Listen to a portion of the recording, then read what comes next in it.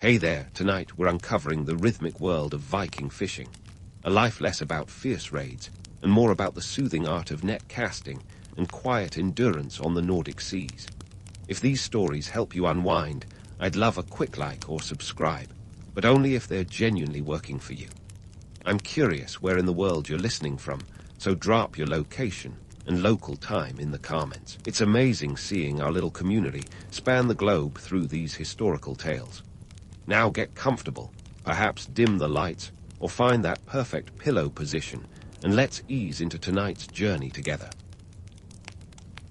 The sun's barely out, and you're already feeling the cold bite of the Scandinavian breeze. Welcome to another day in the Viking Age, where your morning commute involves hopping into a boat rather than a car. Speaking of boats, these aren't just any run-of-the-mill vessels. No, we're talking about the sleek, intimidating longships that cut through water like a seasoned marathon swimmer. Forget about your modern SUVs. These babies were the real status symbols of the 9th and 10th centuries. Now, if you've got a tap on the shoulder to learn about boat construction, let's dive into the nitty-gritty. The average Viking longship was a masterpiece of maritime engineering.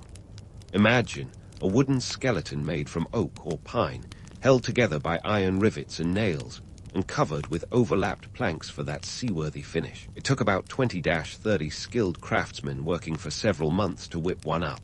If you're crunching numbers, that's roughly the equivalent of a small village annual timber harvest. And here's the kicker. These ships were double-duty dynamos, perfect for both raiding and fishing. Talk about getting your bang for your buck. Now, pause for a moment and think about the sheer resource investment. You're not just dealing with wood and iron, but also the sweat and skill of countless laborers. These weren't built for leisurely cruises. They were finely tuned instruments of Norse expansion, essential for survival and prosperity. The design was practical yet sophisticated. Their shallow drafts meant they could navigate both open seas and shallow rivers, while their symmetrical bow and stern allowed them to reverse direction without turning around. Handy for a quick getaway when you've overstayed your welcome on foreign shores. But let's debunk a myth while we're at it. Vikings, despite their reputation as axe-swinging marauders, were more than just war machines. They were savvy seafarers who understood the sea as well as your local fishmonger knows his card. They had to be. Their lives depended on it. Fishing wasn't just a hobby. Consider it more of a survival mandate. Cod, herring, and mackerel were staples, and if they weren't filling their nets, they were filling their bellies. You might be wondering, how did they navigate without GPS or even a compass? Well, it turns out they were pretty ingenious. With sunstones, a bit of luck, and a lot of experience, they read the skies and the sea currents like an open book. Ever heard of a sunstone? It's a chunk of crystal, possibly calcite, that could polarize sunlight and help find the sun even on cloudy days. Think of it as nature's ancient GPS. Combine that with their stellar celestial navigation skills, and you've got a recipe for successful fishing expeditions. Assuming, of course, you didn't run into any storms. So, back to your day. As you prepare to set sail, you can't help but appreciate the craftsmanship around you. The longship isn't just a tool, it's an extension of your community's identity. Every oar stroke, every knot tied, is a testament to the collective effort of your people. It's not just about catching fish. It's about sustaining a way of life that balances between the bounty of the sea and the call of adventure. And there's something else to consider, the economics of it all. Building and maintaining these ships wasn't cheap. It was a communal effort, often requiring the support of entire clans. Resources were pooled, alliances were forged, and debts were owed. These ships were investments in every sense of the word. They facilitated trade, allowed for the expansion of territory, and yes, were tools for the occasional raid. But the primary goal was always survival and prosperity. So, as you grab your gear and prepare to head out, remember you're not just a fisherman. You're part of a long line of explorers and traders who knew that the sea was both a friend and a formidable foe. You might not know what the day will bring, but one thing's for certain. You've got a sturdy boat, a crew you trust, and the skills to weather whatever comes your way. And isn't that what being a Viking was all about? As you grab your gear and prepare to head out, the first thing to consider is your trusty toolkit, nets, lines, and hooks. These aren't your standard-issue, mass-produced fishing supplies. No, these are handcrafted masterpieces born from necessity and ingenuity. Picture this. a net woven from flax or hemp, sturdy enough to snare a school of herring, yet light enough to handle without dragging you overboard. You'd think Viking fishing gear was a DIY enthusiast's fever dream, right? But here's the kicker. Every piece was crafted with the precision of a modern engineer. Let's start with the nets. Vikings used what you might call the tech of the times, which sounds fancy, but really means they made do with what they had. Flax and hemp were the go-to materials, strong, durable, and, most importantly, locally available. You didn't just stroll down to the Viking equivalent of a hardware store. These nets were woven by hand, often during the long, dark winter months when fishing was off the menu. Got some spare time and a community eager to eat? You'd better get weaving, because these nets were a communal effort, requiring the hands and patience of many. Now, I know what you're thinking. How did they manage to catch anything with such rudimentary tools? Well, Vikings weren't just winging it out there on the icy waters. They had a system, a blend of experience, skill, and let's face it, a bit of luck. These nets weren't just tossed overboard willy-nilly. Oh no, they were carefully set in areas where the fish were known to congregate. Think of it as an ancient version of crowdsourcing information, except the crowd is a bunch of fish, and the source is your fishing instincts honed over years. Moving on to lines and hooks. Viking lines were typically made from the same materials as nets, with a bit of extra care to ensure they could withstand a decent struggle. Hooks, on the other hand, were a different beast altogether. These weren't your garden variety, stainless steel, off-the-shelf jobs. They were hand-forged from iron, and here's where we get into some interesting economics. Iron was a precious resource, not something you'd waste on shoddy craftsmanship. A well-made hook could mean the difference between a hearty meal and a grumbling belly. They were often bartered for or crafted by the local smith, whose skills were as revered as his products were desired. Speaking of bartering, it wasn't just fish these folks were after. The Vikings had a whole economic system that revolved around the sea. Fish were traded for other goods, grain, wool, even luxury items like amber. Iron was costly, not just in monetary terms, but in resource allocation. A single iron hook might cost you a good portion of your catch, but it was an investment in future fishing hauls. Barter was king, and your catch was your currency. Forget stocks and barns. This was a tangible economy where goods were exchanged based on immediate needs and long-term survival strategies. Now, let's talk about the social dynamics on board. Our romantic notion of Vikings as fearless individualists glosses over the reality that life on a longship was a masterclass in teamwork. The hierarchy was clear-cut.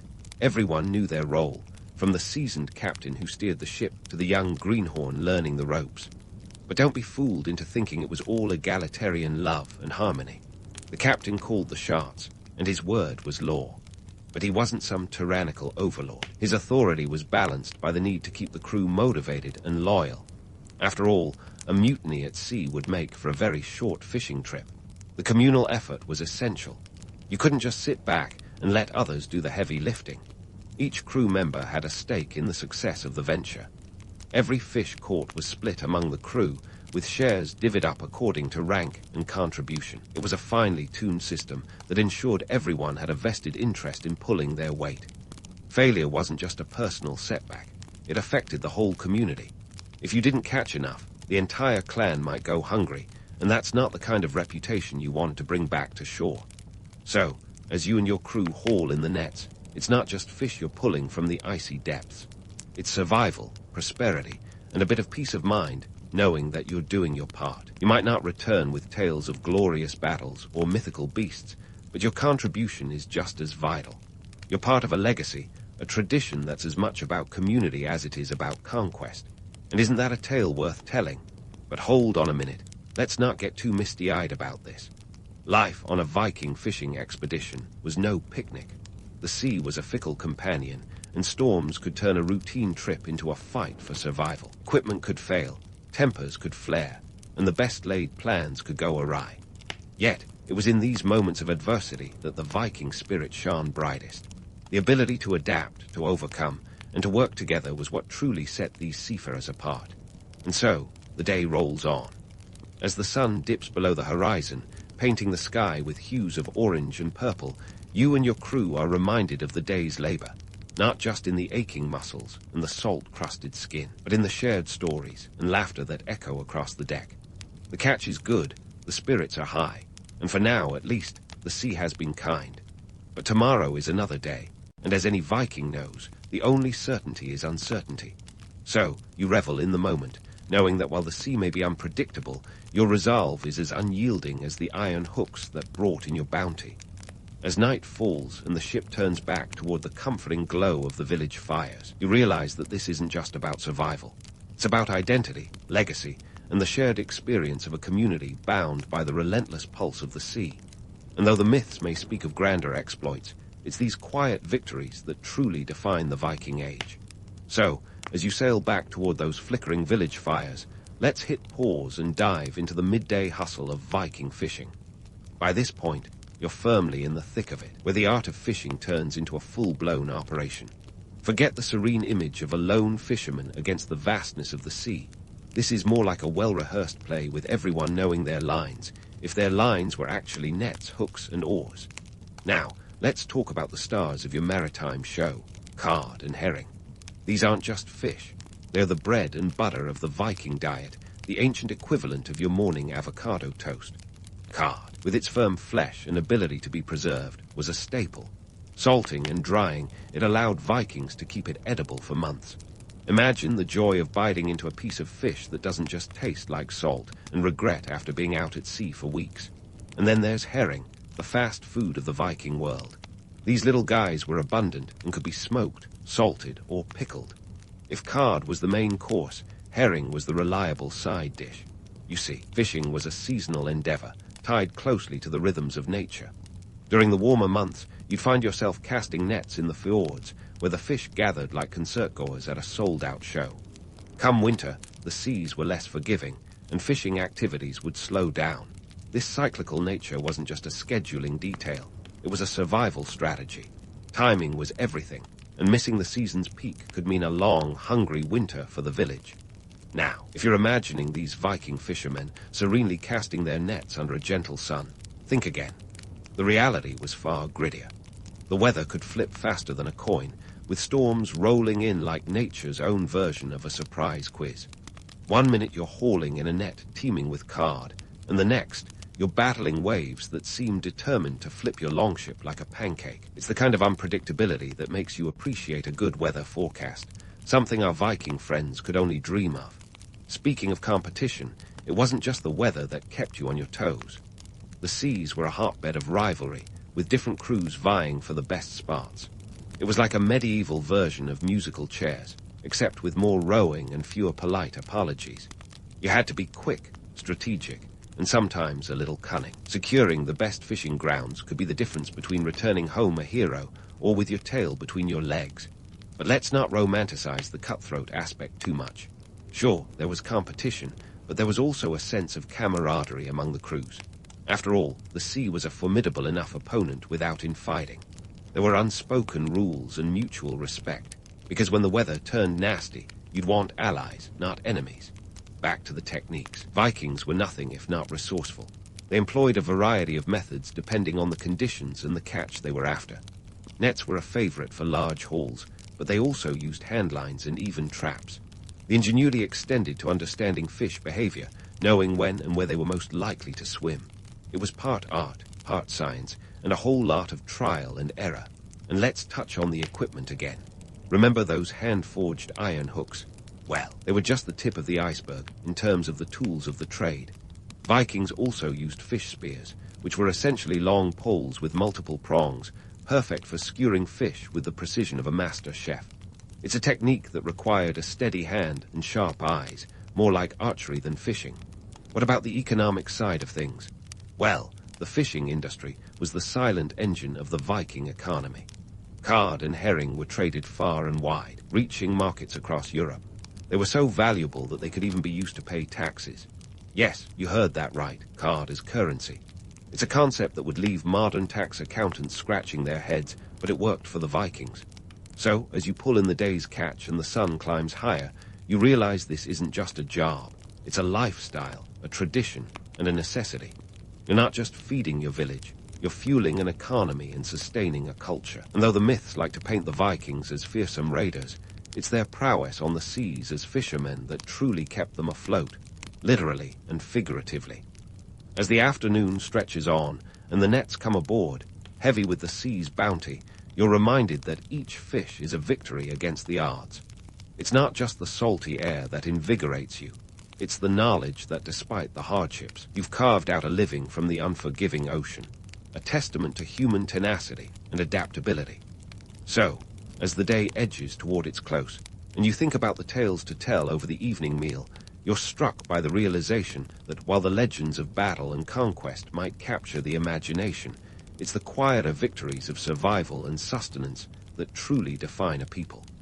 And in that moment, as the waves lap gently against the hull, you feel a deep connection to those who came before you and those who will come after, bound by the relentless pulse of the sea and the shared struggle to thrive against the elements. Stay tuned, because there's more to this story. The sun may be setting, but the Viking saga is far from over.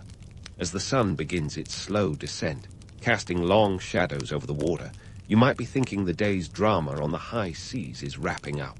But hold on to your helm, because the real intrigue is just beginning, right on the shore. First off, let's clear up any lingering misconceptions. The image of Vikings as solely axe-wielding, horn-helmeted conquerors is about as accurate as thinking all modern Swedes are furniture designers. Sure, they had their fair share of pillaging, but the fishing industry was the unsung hero of their economy. Let's dive into why a humble fish could stir up as much drama as a royal scandal. Picture this. It's the 9th century, and while the rest of Europe is busy dealing with feudal squabbles and the occasional plague, the Vikings are quietly revolutionizing trade. Enter the fish. Cod and herring weren't just dinner, they were the hard currency of their time. These fish were like the Bitcoin of the Viking Age, except less volatile and a lot tastier. They could be salted, dried, and shipped across vast distances, perfect for trade routes that stretched from the icy North Atlantic all the way to the bustling markets of the Mediterranean. Now, here's a fun fact. Some historians estimate that at the height of Viking trade, around 25% of all cod fished in the North Atlantic ended up in European markets. That's a lot of fish, folks, and it wasn't just cod. Herring was also a big player. In fact, herring had such a long shelf life when preserved that it became the medieval equivalent of a non-perishable food item, perfect for sustaining armies, feeding cities, and yes, paying taxes. You might say it was the original multi-tool of the food world. But this isn't just a story of supply and demand. The fishing industry had deep political implications. Control the fish, and you controlled a key resource that could influence allegiances and power dynamics across kingdoms. Alliances were brokered over barrels of fish as easily as they were over marriages or battles. In a world where survival hinged on resources, the control of fish stocks was akin to having your finger on the pulse of medieval geopolitics. Now, let's talk settlements. The Vikings weren't just setting up shop randomly, they were strategic.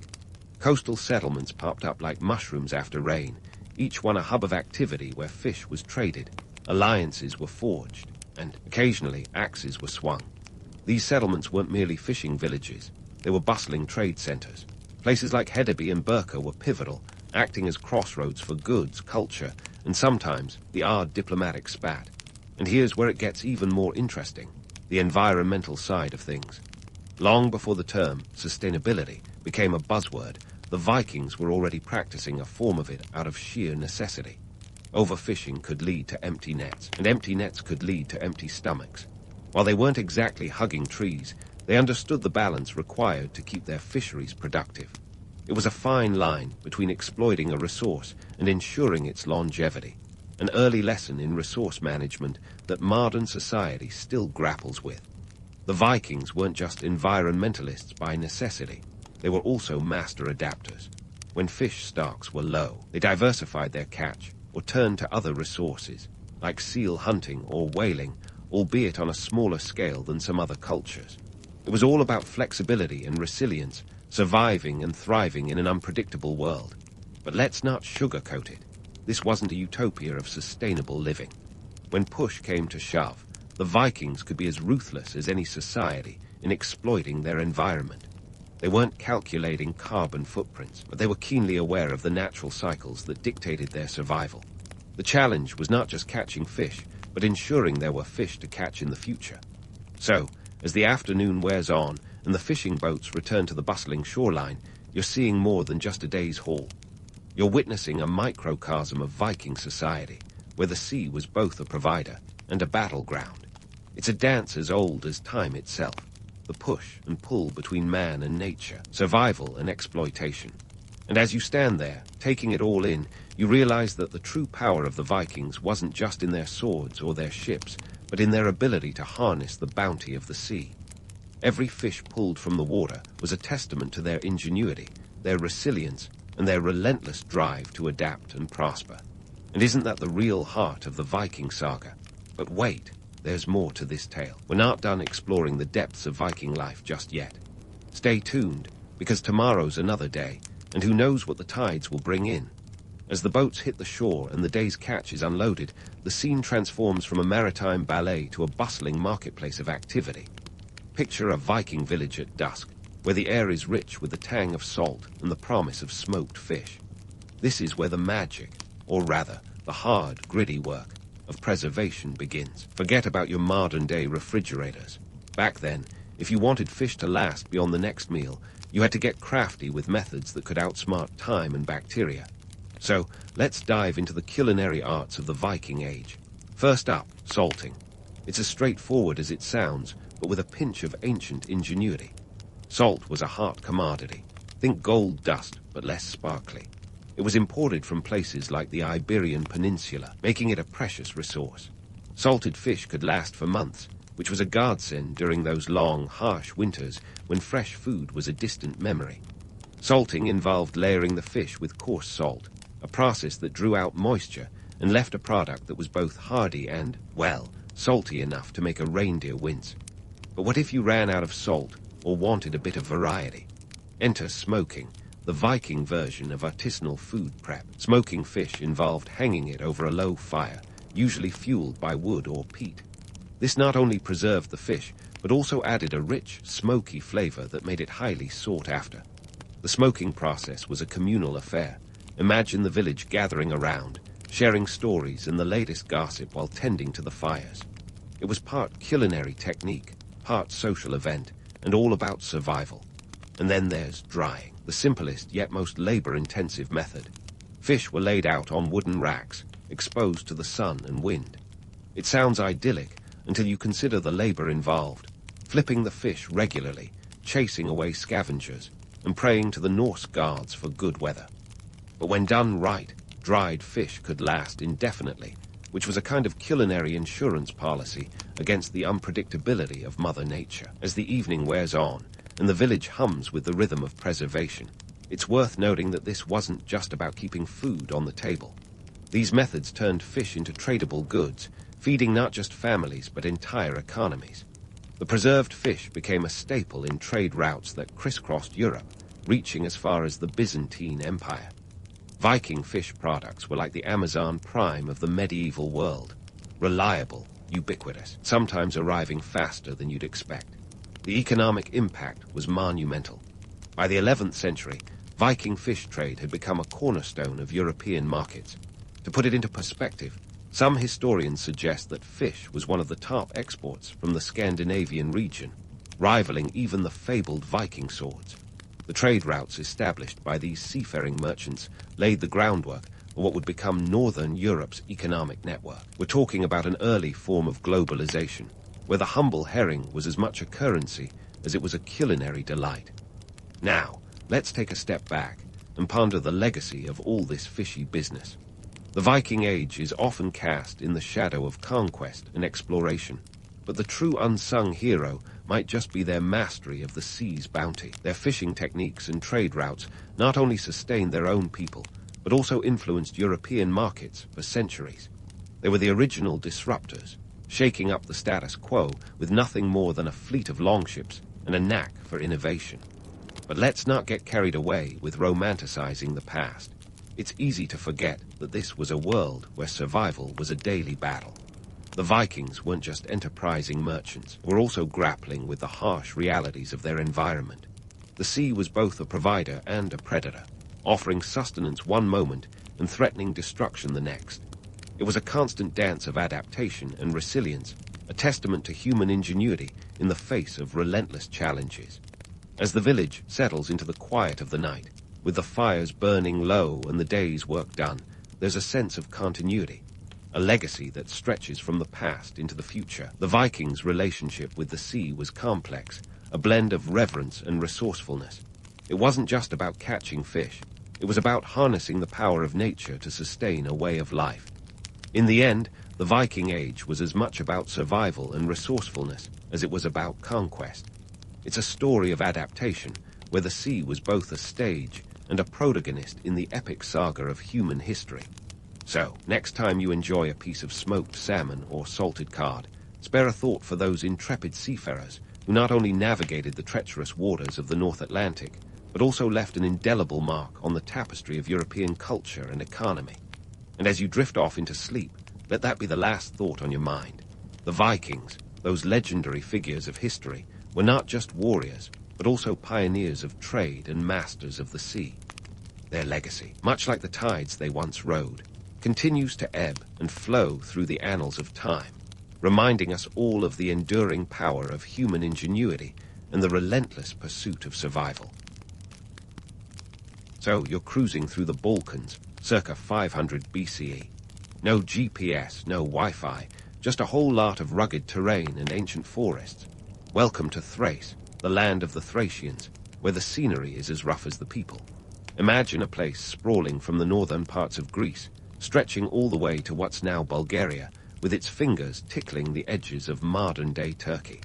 You're not here for the landscapes, though. You're here to get a taste of the Thracians' legendary reputation, fierce warriors, wild rituals, and frankly, a lifestyle that would make a rock star's antics seem like a Sunday school picnic. These folks, the Thracians, they've got this warrior vibe that could make even the Spartans do a double take.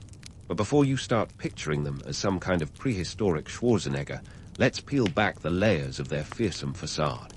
Sure, we're notorious for their combat prowess, but a lot of that reputation was built on some rather grim initiation rituals. Ever heard of proving your mettle by seeing who can withstand the most discomfort without blinking? Yeah, that was pretty much the Thracian idea of a good time. Forget spiritual enlightenment or finding your inner peace. This was about gritting your teeth and hoping you didn't pass out. Now, why in Zeus's name would anyone put themselves through such trials? It wasn't just some macho posturing, though that was definitely part of it. These rituals were deeply tied to their economic and social fabric. You see, Thrace wasn't exactly a land of milk and honey, more like barley and iron. Their economy leaned heavily on warfare, not a surprise, given their penchant for a good fight. This meant that being a tough cookie wasn't just a personal achievement. It was an economic necessity. The Thracian tribes, over 200 of them by some counts, were a fragmented bunch. Each tribe had its own chief, and they didn't always see eye to eye. Yet when it came to external threats, they banded together like a pack of wolves. Their warriors were mercenaries for hire across the ancient world, bringing home the spoils of war like it was Black Friday every day. In this context, those initiation rituals were a kind of job interview. Survive the pain, and you're in the club. Fail, and, well, better luck next time. Assuming next time was an option. But let's not get too carried away with the romance of the warrior life. Reality check. The Thracians weren't all about glory and honor. In fact, Herodotus, the Greek historian who seemed to have an opinion about everything, described them as a people who valued nothing more than freedom and warfare. Quite the combo, right? Yet, he also noted their penchant for drinking and lawlessness, suggesting that their society had the kind of chaos that makes modern-day reality TV look tame. Now, let's pause for a second. It might be tempting to think of these Thracians as some kind of ancient superheroes, all brawn and no fear. But let's not start handing out capes just yet. Their fearsome reputation, though deserved in many ways, was also a product of the times. When you're caught between the Greeks to the south and the Persians making eyes at your territory, you either get tough or get trampled. And speaking of getting trampled, have you ever tried farming in Thrace? It's a bit like trying to grow roses in a desert. The land was rocky, the climate less than ideal, and the soil about as cooperative as a cat in a bathtub. So they turned to what they knew best, raiding and trading. Their economy thrived on the spoils of war and the trade routes that snaked through their land. Gold was a big deal, and so was the iron that armed their warriors. They were like the ancient version of a Silicon Valley startup, except instead of apps, they developed better ways to bash heads. But let's not forget the human side of things. The Thracians were more than just warriors. They had a culture rich in music, dance, and a rather liberal approach to what we'd call personal space today. They worshipped gods like Zalmarxis, who was less about thunderbolts and more about life after death. Some say this was a way to cope with their high-stakes lifestyle. After all, when your day job is dodging spears and swinging swords, believing in an afterlife is probably pretty comforting. So, in this land of fierce warriors and tougher realities, the initiation rituals were the ultimate litmus test, not just of strength, but of economic survival and social standing. They were the Thracians' way of ensuring that only the toughest could handle the turbulent life at the crossroads of empires. And as you stand amidst this ancient chaos, you might just wonder if these rites of passage were as much about proving strength as they were about embracing the inevitable dance with danger that was life in Thrace. Now, let's pivot from the rough and tumble life of the living to the afterparty of the Thracian afterlife. Because once you've finished dodging spears and swinging swords, there's the little matter of what happens when you shuffle off this mortal coil. And in Thrace, the send-off was nothing short of a blockbuster production. We're talking funerary rituals that could rival a Hollywood epic in both scale and drama. So, what's the deal with Thracian burials?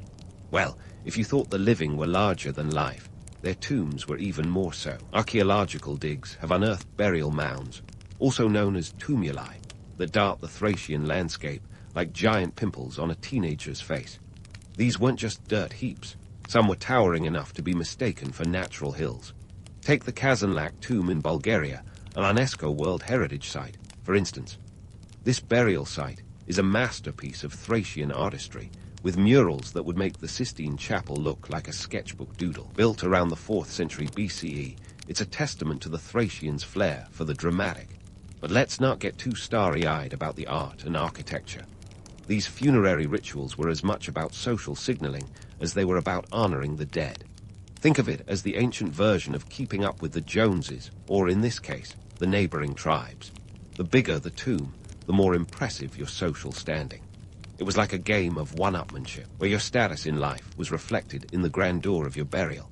And if you were a Thracian chieftain, you better believe your final resting place was going to be the VIP suite of tombs. Now, let's talk about the financial side, because, spoiler alert, these grand send-offs didn't come cheap. It's estimated that the construction of a single tumulus could cost a small fortune, equivalent to the annual income of several villages combined. And who footed the bill, you ask? Living, of course. Families would go into debt to ensure their loved ones had a proper burial, a bit like taking out a loan today to throw a lavish wedding or a sweet 16 party. It was an economic burden that weighed heavily on the survivors, making one wonder if the dead really needed all that luxury to rest in peace. And let's not forget the lavish goods buried alongside the deceased. From golden jewelry to ornate weapons, these tombs were treasure troves of ancient bling. But before you start imagining Indiana Jones dashing through Thracian lands, remember this was more than just grave goods. It was a statement. The wealthier you were, the more extravagant your burial trove. It was a way of saying, I was a big deal, and I want everyone to remember that. It also served a practical purpose, appeasing the guards and ensuring a smooth passage to the afterlife. Now, here's where the myth-busting gets juicy. The romantic image of a culture deeply concerned with honoring the dead is only part of the story. In reality, these rituals were as much about social and political dynamics as they were about spirituality. The more elaborate the ceremony, the more it reinforced the power structures in place. It was a way for the living to assert their dominance, both within their tribe and to outsiders. The whole affair was less about the dead and more about a public display of wealth and power. But let's not overlook the human element. The Thracians believed in an afterlife, and these rituals were a way to ensure the deceased was well equipped for whatever came next. They worshipped deities like Zalmarxis, who promised life beyond death. So, in a way, these funerary practices were a reflection of their beliefs, a blend of practicality and piety, of showing off and sincere devotion. Yet, the harsh reality was that these grand send-offs often left families struggling, pooling resources that could have been used to improve their living conditions. It was a delicate balance between tradition and survival, between honoring the past and securing the future. And as you stand among the ruins of these ancient tombs, you can't help but wonder if the Thracians ever questioned the cost of their traditions. In the end, these funerary rituals were a window into the Thracian soul, a complex tapestry of power, prestige, and belief. They tell a story of a people who lived fiercely and died with a flourish, leaving behind a legacy as enduring as the stones that mark their resting places. And as we dig deeper into their world, we begin to see the echoes of our own societies, where the dead are honored in ways that reveal as much about the living as they do about the departed. So, as we wrap up this part of our journey through Thrace, let's keep in mind that the story of the Thracians is far from over. There's more to uncover about these enigmatic people, from their gods and myths to their daily lives and struggles. But for now, let's leave the tombs behind and continue to explore the vibrant, often brutal world of the Thracians, a world where life and death were celebrated with equal fervor, and where the echoes of the past still resonate in the present. Moving on from the Thracian tombs that scream, "I'm too fabulous to die," let's dive into the living rituals that could make the Spartan agoge look like a yoga retreat. Yep, we're talking about the infamous Thracian sacrificial rites. Now, before you imagine a scene straight out of a horror movie, remember this. The Thracians were a people who knew how to put on a show. And what better way to keep the folks entertained and terrified than by appeasing deities with a bit of blood and guts? First, let's clarify that these rites weren't about channeling some deep spiritual connection with the divine. No, the Thracians were more practical than that. Sacrifices were less about getting cozy with their gods and more about keeping them from throwing a divine tantrum. Think of it as the ultimate insurance policy. Pay up in offerings today to avoid a smiting tomorrow. The Thracians worshipped a pantheon of gods, with Zalmoxis being the head honcho. Zalmoxis was all about the afterlife, but in the here and now, the gods demanded a little flesh and blood to keep things running smoothly. Now, let's talk numbers because, after all, it's all about the data. Thracian sacrificial practices weren't a small-time operation. Herds of animals, from cattle to horses, were regularly offered up, their blood believed to cleanse and renew the earthly and spiritual realms. In some cases, human sacrifices were also on the table, particularly when the stakes were high, like during wartime or when the harvest was looking more like a famine. Herodotus, our ever-chatty Greek historian, noted that the Thracians believed the soul was immortal and that death was just a pit stop on the way to the afterlife. So in their eyes, sending someone off a little early was more of a see you later than a permanent goodbye. But don't get too swept up in the drama. While these rituals had a certain grim appeal, the reality was a bit more mundane. The sacrifices were rooted in a political agenda as much as a spiritual one. Public displays of ritual sacrifice were a tool for reinforcing power structures. The tribal chiefs, or basiles, used these events to flex their authority, reminding everyone who held the reins of power. Sacrifices acted as a communal experience, binding people together under the watchful eyes of their leaders. It was a 2-for-1 deal. Satisfy the gods and keep the populace in check. And let's not forget the economic angle. Sacrifices required resources, livestock, grain, sometimes even prisoners of war, all of which came at a cost. The price of a decent cow could set you back a few drachmas. And when you're living in a land where farming is more of a wish than a reality, that's no small change. Sacrifices were a financial burden, draining communal resources for the sake of tradition and political theatrics. It was a testament to the Thracians' commitment to keeping up appearances, even if it meant tightening the belt a few notches. Now, here's the kicker. The romanticized versions of these rituals make them sound like some grand cosmic dance between mortals and gods. But the truth is, it was more of a gritty business transaction with a side of showmanship. The blood-soaked altars were less about divine ecstasy and more about maintaining social order and economic stability. The Thracians understood that keeping the gods happy, or at least placid, was essential to avoiding calamities and ensuring the tribe's survival. Yet, there's something undeniably compelling about these rites. They reveal a society that was keenly aware of the precariousness of life, one that hedged its bets with both the supernatural and the pragmatic. The sacrifices were as much about appeasing unseen forces as they were about managing the very real challenges of the earthly realm. In a world where death lurked around every corner, the Thracians sought to bargain with fate, using ritual as a language to negotiate their place in the universe. But let's not lose sight of the human element. For the Thracians, these rituals were a way to make sense of their turbulent world.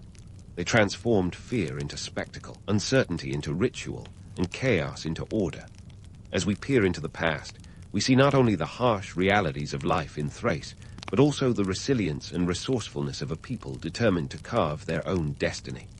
And so, the story of the Thracian sacrificial rites unfolds, a tapestry of power, belief, and survival woven into the fabric of their society. As we continue our exploration of the Thracian world, we find ourselves drawn deeper into its mysteries, eager to uncover the truths that lie behind the legends and the echoes of a culture long gone but never forgotten. So, as we march away from the blood-soaked altars and the pragmatic pageantry of Thracian sacrifices, let's plunge into the gauntlet that was the Thracian warrior initiation rites. These weren't your run-of-the-mill, welcome to adulthood shindigs. No, these rites were more about turning green recruits into battle-hardened warriors, albeit with a flair for the theatrical. Now, if you think these rites were just about swinging swords and grunting like extras in a sword and sandal epic, think again. The Thracians knew that if you wanted to survive in a world where everyone from the Greeks to the Persians might come knocking with hostile intentions, you needed more than bravado. Enter the initiation rites, where young Thracians faced trials that would make your average boot camp look like a summer camp. First, let's set the stage. Picture a sprawling Thracian village, circa 5th century BCE. Young men, barely out of their teens, are gathered for the ultimate test of endurance and mental fortitude. Over several days, they endure a series of challenges designed to push both body and mind to the brink. We're talking grueling marches, fasting, and ritual combat that left no room for error. It was a brutal rite of passage, but one that carried significant weight in Thracian society. Pass, and you'd earn your place among the warriors, your ticket to economic stability through mercenary work. Fail, and you'd better get used to the sidelines. But let's not romanticize the ordeal too much. Sure, it was about building resilience and strength, but there was also a hefty dose of political theater involved. These rituals were public spectacles, a chance for tribal leaders to show off their best recruits. They were as much about reinforcing the social hierarchy as they were about preparing for battle.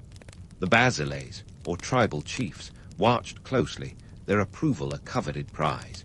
It was a way to ensure loyalty and cohesion, blending personal ambition with communal responsibility. The economic implications were equally significant. Thracian warriors weren't just fighting for honor, they were fighting for a paycheck. With a thriving market for mercenaries, especially in neighboring Greece, where city-states like Athens and Sparta often hired foreign troops, a successful warrior could bring home serious loot. In fact, some sources suggest that a skilled mercenary could earn enough to support an entire family, elevating their status within the tribe. This wasn't just a rite of passage, it was an investment in the tribe's financial future. Now, let's tackle some myths head-on. The Hollywood version of these initiation rites would have you believe they were nothing but blood, sweat, and tears. But the reality was a bit more nuanced. Yes, the physical challenges were intense, but they also included strategic training. Think ancient war games where brains were as important as brawn. The Thracians understood that in the chaos of battle, quick thinking could be the difference between victory and a swift trip to the afterlife. And then there were the stories. Oh, the stories. Thracian warriors were often depicted as savage and untamed, a stereotype that stuck thanks in part to Greek historians like Herodotus, who had a penchant for colorful descriptions. But let's not forget that these portrayals were often exaggerated, a mix of admiration and fear from neighbors who both envied and dreaded the Thracian martial prowess. In truth, these warriors were as disciplined and cunning as they were fierce, their skills honed by years of rigorous training and real-world experience. Yet, despite the myths and the reality, one thing is clear. These initiation rites were a cornerstone of Thracian society, a tradition that underscored the precarious balance between survival and spectacle. They were a reflection of a culture that thrived on the edge, where every warrior was a vital cog in the tribal machine, ensuring the Thracians remained a force to be reckoned within the ancient world. As we dig deeper into the lives of these warriors, we begin to see the intricate web of social, economic, and military factors that defined their world. The initiation rites were more than just a test of strength. They were a microcosm of Thracian society, laying bare the challenges and triumphs of a people who lived and died by the sword. But don't pack away your historian's hat just yet, because the Thracian saga is far from over. As we peel back more layers, we'll uncover the political machinations and cultural dynamics that shaped their world, revealing a society as complex as it was formidable. So, hold onto your helmets, because there's plenty more to uncover in the story of these enigmatic warriors and the land they called home. But let's not wander off into the Thracian sunset just yet, because we've got a few more truths to untangle from the web of myth and reality. You see, the Thracians, despite their reputation as the original bad boys of antiquity, have been wrapped in a cloak of romanticism over the centuries. From noble warriors to grand tomb builders, they've been painted with a brush that often skips the grittier details, leaving us with a history that's part fact, part fantasy. Take their warrior culture, for instance. It's easy to get swept up in the allure of a people who lived by the sword, their lives a constant dance with danger and destiny. But here's the kicker. While the image of the fearless Thracian warrior has endured, the reality was a bit more sobering. Yes, they were formidable fighters, but they were also mercenaries for hire, a fact that doesn't quite fit the heroic mold. These weren't knights in shining armor. They were practical soldiers, motivated by paychecks as much as honor. Remember, a skilled Thracian mercenary could earn enough to support a whole family, a detail that adds a layer of economic pragmatism to their martial exploits. And then there are those glorious burial mounds. Sure, they are impressive, but let's not forget they were more about keeping up appearances than ensuring a peaceful afterlife. The grandiosity of the tombs was a statement of power, a way for the living to assert dominance and secure their own legacy. It's a bit like splurging on a luxury car. You get the status boost, but the payments can be a killer. Families often went into debt to finance these extravagant funerals, a testament to the economic pressures that accompanied these cultural traditions. Now, let's debunk the myth of the Thracian god Zalmaxis. While he's often depicted as a benevolent deity, offering an afterlife filled with eternal bliss, the truth is, the belief in Zalmaxis was as much about social cohesion as spiritual salvation. His promise of life after death was a comforting notion for people who faced constant threats from invaders and nature alike. Yet, it also served as a tool for leaders to maintain control, offering hope in exchange for loyalty. The divine dream of Zalmaxis was as much political as it was theological. But why do we cling to these romanticized notions? Perhaps it's because we crave stories that elevate human experience, that transform the mundane into the magnificent. The Thracians, with their fierce independence and dramatic rituals, offer a narrative that resonates with our love of the underdog, the rebel against the might of empires. Yet, as with all great legends, there's a shadow lurking behind the spotlight, a reality that doesn't always echo the grandeur of the tale. This brings us to a broader question. What do these Thracian rituals say about human nature? For starters, they reveal our fascination with the macabre. Despite, or perhaps because of, their brutality, we're drawn to stories of sacrifice and initiation, intrigued by the lengths to which humans will go in the name of tradition and belief. It's a reminder that beneath the veneer of civilization lies a primal instinct, a connection to the raw and untamed aspects of our past. Moreover, these rituals highlight the age-old human tendency to use spectacle as a means of social control. The Thracians were masters of this, turning their rites into public performances that reinforced societal norms and hierarchies. It's a tactic that echoes through history, from the gladiatorial games of Rome to the pageantry of modern politics, proof that while the players change, the game remains much the same. And let's not ignore the economic underpinnings of these rituals.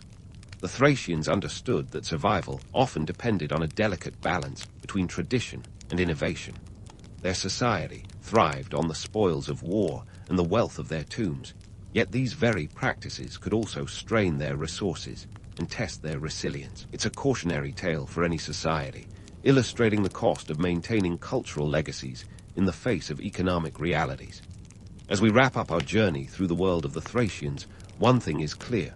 Their legacy is as complex as it is compelling.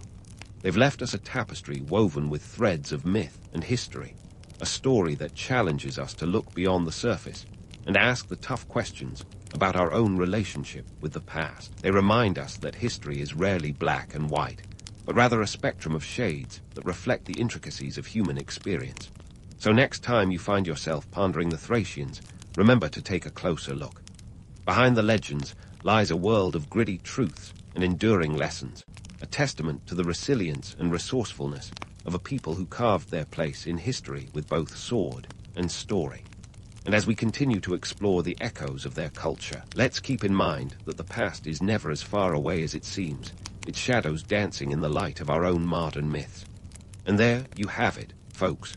A ride through the rugged, ritualistic, and sometimes ruthless world of the Thracians, served with a side of humor and a dash of skepticism. Whether you're a history buff or just someone who enjoys a good tale of yore, I hope this dive into ancient Thrace has given you something to chew on, and maybe even inspired you to dig a little deeper into the stories that shape our understanding of the world. Until next time, keep questioning, keep exploring, and remember, history is never just history. It's the story of us all. In the bustling cradle of civilization, where the Tigris and Euphrates rivers meandered through what we now call Iraq, there sat a patchwork of city-states around 2334 BCE, each one as fiercely independent as a cat on bath day. Picture a world where cities like Uruk, and Lagash were less cozy neighborhood blocks and more like siblings in a perpetual squabble, each convinced they were the favorite child of the gods. In this ancient soap opera of power struggles and alliances emerged a figure whose name would echo through history, Sargon the Great. Now, let's get one thing straight right off the bat. The legend of Sargon paints him as the ultimate underdog story, the Cinderella of Mesopotamia who rose from humble beginnings to become a mighty emperor. It's a tale that would make for a killer Hollywood script, complete with a dramatic montage of Sargon going from zero to hero. But as with most things that sound too good to be true, the reality is a bit more complex. The truth is, the ancient world was less about rags to riches fairy tales and more about who could best navigate the messy web of politics and economics. So, what's the deal with Sargon's mysterious origins? According to some ancient texts, he was the son of a gardener or perhaps a high priestess, and his rise to power was as improbable as it was meteoric. Sure, it's tempting to imagine him as a scrappy young lad with dirt under his fingernails and dreams in his heart. But let's not kid ourselves. Sargon didn't just stumble upon a throne one day because he had a plucky attitude. He was a savvy operator in a world where you needed more than a bit of luck to climb the ladder. In fact, some suggest he might have had a royal connection or two up his sleeve. The political landscape of Mesopotamia at the time was like Game of Thrones, but with fewer dragons and more irrigation canals. Each city-state was ruled by its own king, and they weren't exactly exchanging pleasantries over tea. These guys were busy erecting ziggurats and waging endless wars over land, water, and who had the snazziest guard. Economic drivers were also hard at play, with trade routes crisscrossing the region like ancient highways, bringing wealth and the occasional swarm of bandits. Amidst this chaos, Sargon saw an opportunity. The city-states were so busy squabbling that they didn't notice the storm brewing on the horizon. Sargon wasn't just a man with a dream. He was a strategist who knew the value of timing. As the ruler of Akkad, a city whose precise location remains as mysterious as the origin of its founder, he forged an empire by pitting rival city-states against one another, a classic divide-and-conquer move that would make Machiavelli proud. To get a sense of the scale of his ambition, consider this. Under Sargon's leadership, the Akkadian Empire spanned from the Persian Gulf to the Mediterranean Sea, a distance of about 500 kilometers. That's like conquering your way from New York to Miami with nothing but sandals and a sharp sword. And let's not forget, this was over 4,000 years ago, when the concept of empire was as fresh as a loaf of yesterday's bread. Sargon's story is not just about a man, but about the forces that made his rise possible. The city-states, with their intricate diplomacy and occasional backstabbing, were ripe for unification. The fertile lands of Mesopotamia, crisscrossed with trade routes, provided the economic backbone to support such an empire. And the people, well, they were likely just trying to survive, paying taxes in grain and hoping the latest ruler wouldn't decide to raise their homes for fun. The Akkadian Empire didn't just pop up overnight like a pop-up shop for ancient pottery. It was the culmination of a savvy understanding of economics and a shrewd manipulation of the political landscape. Sargon understood that to be a great ruler, he needed to be more than a warrior. He needed to be a master of the arts of persuasion and control. And as history shows us, he was nothing if not effective. So, while the myth of Sargon's humble beginnings makes for a nice bedtime story, the reality is far more intricate. He wasn't just a man who rose from the muck. He was a product of his time, a reflection of the chaos and opportunity that defined ancient Mesopotamia. As we delve deeper into his story, remember this. In the grand tapestry of history, the truth is often buried beneath layers of legend and lore, waiting for a curious mind to unravel it. And Sargon's tale is just the beginning of a saga that would shape the ancient world in ways that still reverberate through the ages. Speaking of legends, let's get into the gritty details that often get swept under the regal carpet of Sargon's story, his military campaigns. You see, Sargon wasn't just some guy with a big sword and a bigger ego. He was a tactical genius, a maestro of military maneuvers who knew how to play the ancient game of risk like a seasoned pro. First off, let's talk about logistics. Running an army today is no small feat, but imagine coordinating a military force back in 2300 BCE. We're talking about thousands of men marching across vast stretches of land with nothing more than sandals and a prayer to keep them going. Sargon's troops weren't just fighting the enemy, they were battling the elements and the limits of human endurance. We're not entirely sure how many soldiers Sargon had under his command, but estimates suggest anywhere from 5,000 to 50,000 troops, a number that would make any ancient city-state break into a cold sweat. Logistical hurdles were massive, and let's be honest here, the ancient world didn't have a handy app for ration distribution or route planning. The costs of maintaining such a force would have been astronomical, especially when you consider that soldiers needed to be fed, clothed, and equipped with weapons. The army's diet likely consisted of grain, legumes, and whatever livestock they could herd along. It's the kind of ancient meal plan that makes modern-day meal preppers look like amateurs. Now, let's dive into one of Sargon's most famous battles, the conquest of Uruk. Uruk was a big deal, a cultural and economic powerhouse of the time. Taking it wasn't just about adding another notch to Sargon's belt, it was about sending a message. The siege of Uruk was a perfect showcase of Sargon's strategic prowess. His forces likely used a combination of direct assault and psychological warfare, possibly employing siege engines. Yes, the ancient equivalent of a battering ram to break down the city's defenses. And when Uruk fell, it wasn't just a military victory, it was a psychological one. Other city-states must have looked on with a mix of awe and trepidation, wondering if they were next on Sargon's list. But let's not forget the propaganda. Sargon was not just a military tactician, he was a PR mastermind.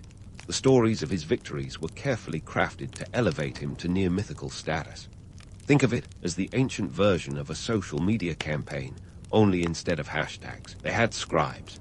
These scribes penned tales of Sargon's invincibility, ensuring his reputation spread faster than a Mesopotamian wildfire. The myth of Sargon's invincibility is tantalizing, isn't it?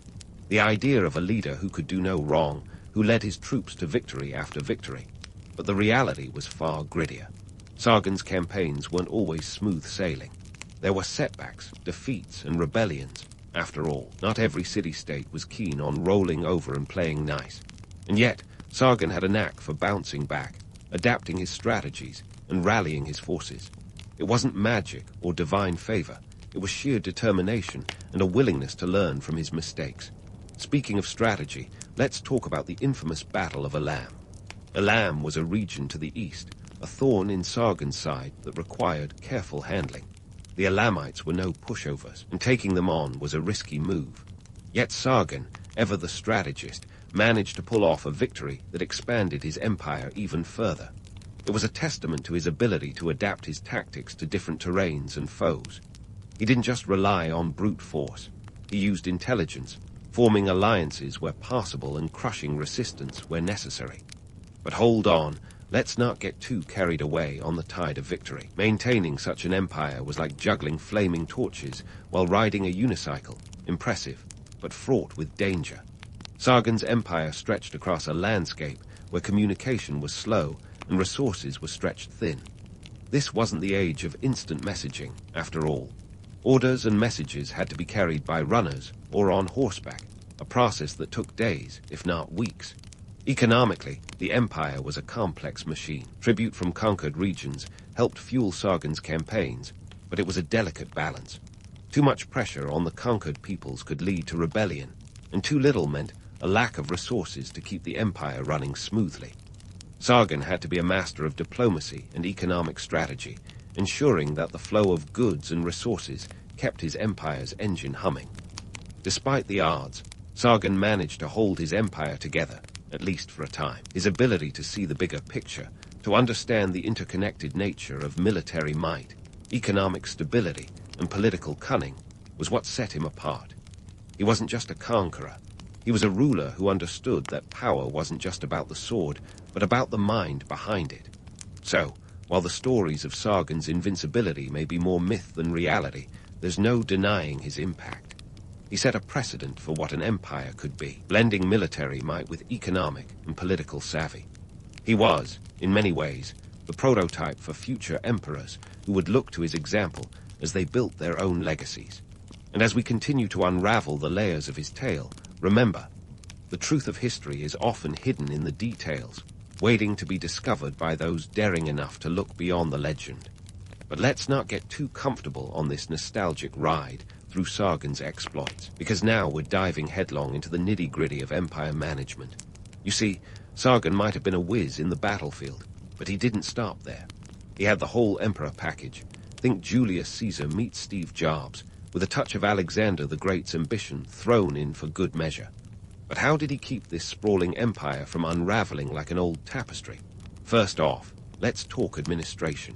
Sargon wasn't just a conqueror. He was the office manager of ancient Mesopotamia, complete with a sharp quill and an eye for detail. He set up a bureaucratic system that would make even the most seasoned pencil pushers proud. Centralization was the name of the game, and Sargon played it like a pro. He installed loyal governors, known as ensi, in each city-state, ensuring that his rules were followed and taxes were collected. These guys were like the regional managers of the ancient world, keeping a close eye on the local scene and reporting back to HQ. And speaking of taxes, let's not overlook the economic engine that powered this empire. Sargon introduced a standardized system of taxation, a sort of ancient IRS, if you will, requiring conquered territories to pay tribute in the form of silver, grain, and livestock. Picture this. Your city just got swept into the Akkadian fold, and now you're forking over a chunk of your harvest to keep the empire's wheels greased. It was a tough gig for the average farmer, who probably felt more like a cash cow than a valued citizen. But hey, at least you got to be part of history's first empire, right? Sargon didn't stop at taxes. He implemented a common system of weights and measures across his territories. This was no small feat in a world where consistency was about as common as a solar eclipse. By standardizing trade, he smoothed the economic wrinkles between city-states, turning a patchwork of squabbling siblings into a more unified whole. It was like introducing the metric system to a land of imperial diehards. No easy task, but essential for keeping the empire running like a well-oiled machine.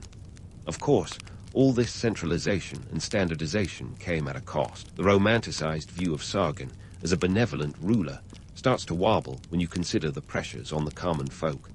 Imagine being a farmer in Akkad, waking up every day to face the twin burdens of feeding your family and satisfying the empire's insatiable appetite for tribute.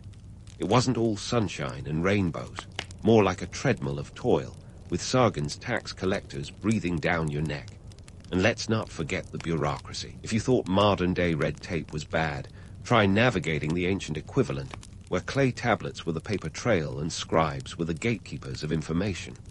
Sargon's administration churned out tablets by the thousands, documenting everything from tax records to military orders.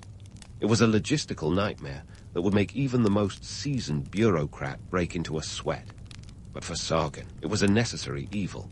a way to maintain control over an empire that stretched its arms across the cradle of civilization. Now, about those clay tablets. They weren't just dusty relics of an ancient admin office. They were Sargon's Twitter feed, his way of broadcasting decrees and ensuring everyone from to Elam was singing from the same hymn sheet. But unlike tweets, these messages were painstakingly inscribed in cuneiform, a script that looked like a game of Tetris gone wrong. It's remarkable to think that Sargon's messages traveled the empire at the speed of a donkey, yet they managed to keep his realm interconnected and functioning. But here's the kicker. For all his administrative brilliance, Sargon wasn't exactly a hero among the masses. Sure, he was a legend, but legends have a way of glossing over the gritty details. While stories of his might and wisdom spread far and wide, the reality on the ground was often a mixed bag. Some city-states thrived under his rule, benefiting from the relative stability and economic growth that came with being part of the empire. Others, however, might have felt like they were caught in a vice, squeezed for tribute and resources until there was nothing left to give. Sargon's empire was a double-edged sword. On one side, it offered the promise of prosperity and unity. On the other, it demanded unwavering loyalty and sacrifice. The myth of the benevolent ruler is tempting, like a warm blanket on a cold night, but the truth is more like a scratchy wool sweater. Less comfortable, more prickly. So, as we continue to peel back the layers of Sargon's story, it's worth remembering that his legacy isn't just about glorious conquests and grand achievements. It's also about the human cost of empire building, the everyday struggles of those who lived under his rule, and the complex web of politics, economics, and power that defined his reign. Sargon wasn't just a great ruler. He was a product of his time, a reflection of the ambitions and challenges that shaped the ancient world. And in the end, perhaps that's the most intriguing part of his tale, the way it captures the messy, unpredictable nature of history itself. While Sargon was busy scripting his legend in the annals of history, he was also unwittingly kickstarting a cultural and technological revolution that would ripple through time like an ancient tweet going viral. You see, beyond the clamor of conquest and the dusty grind of administration, Sargon's reign saw the blossoming of cuneiform, a script that would become the Swiss Army knife of communication in ancient Mesopotamia. This wedge-shaped writing wasn't just a curiosity for archaeologists to puzzle over millennia later. It was the backbone of governance for the Akkadian Empire. Picture this, a bustling bureaucratic hub where scribes hunched over clay tablets, diligently inscribing edicts, tax records, and trade transactions with styluses, which were the ancient world's equivalent of a ballpoint pen. These scribes were the unsung heroes of the empire, ensuring that Sargon's decrees reached every corner of his vast realm.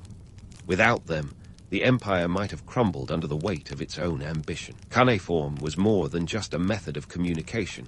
It was the glue holding Sargon's administrative machine together, a testament to the power of the written word long before Gutenberg started rolling out his printing press.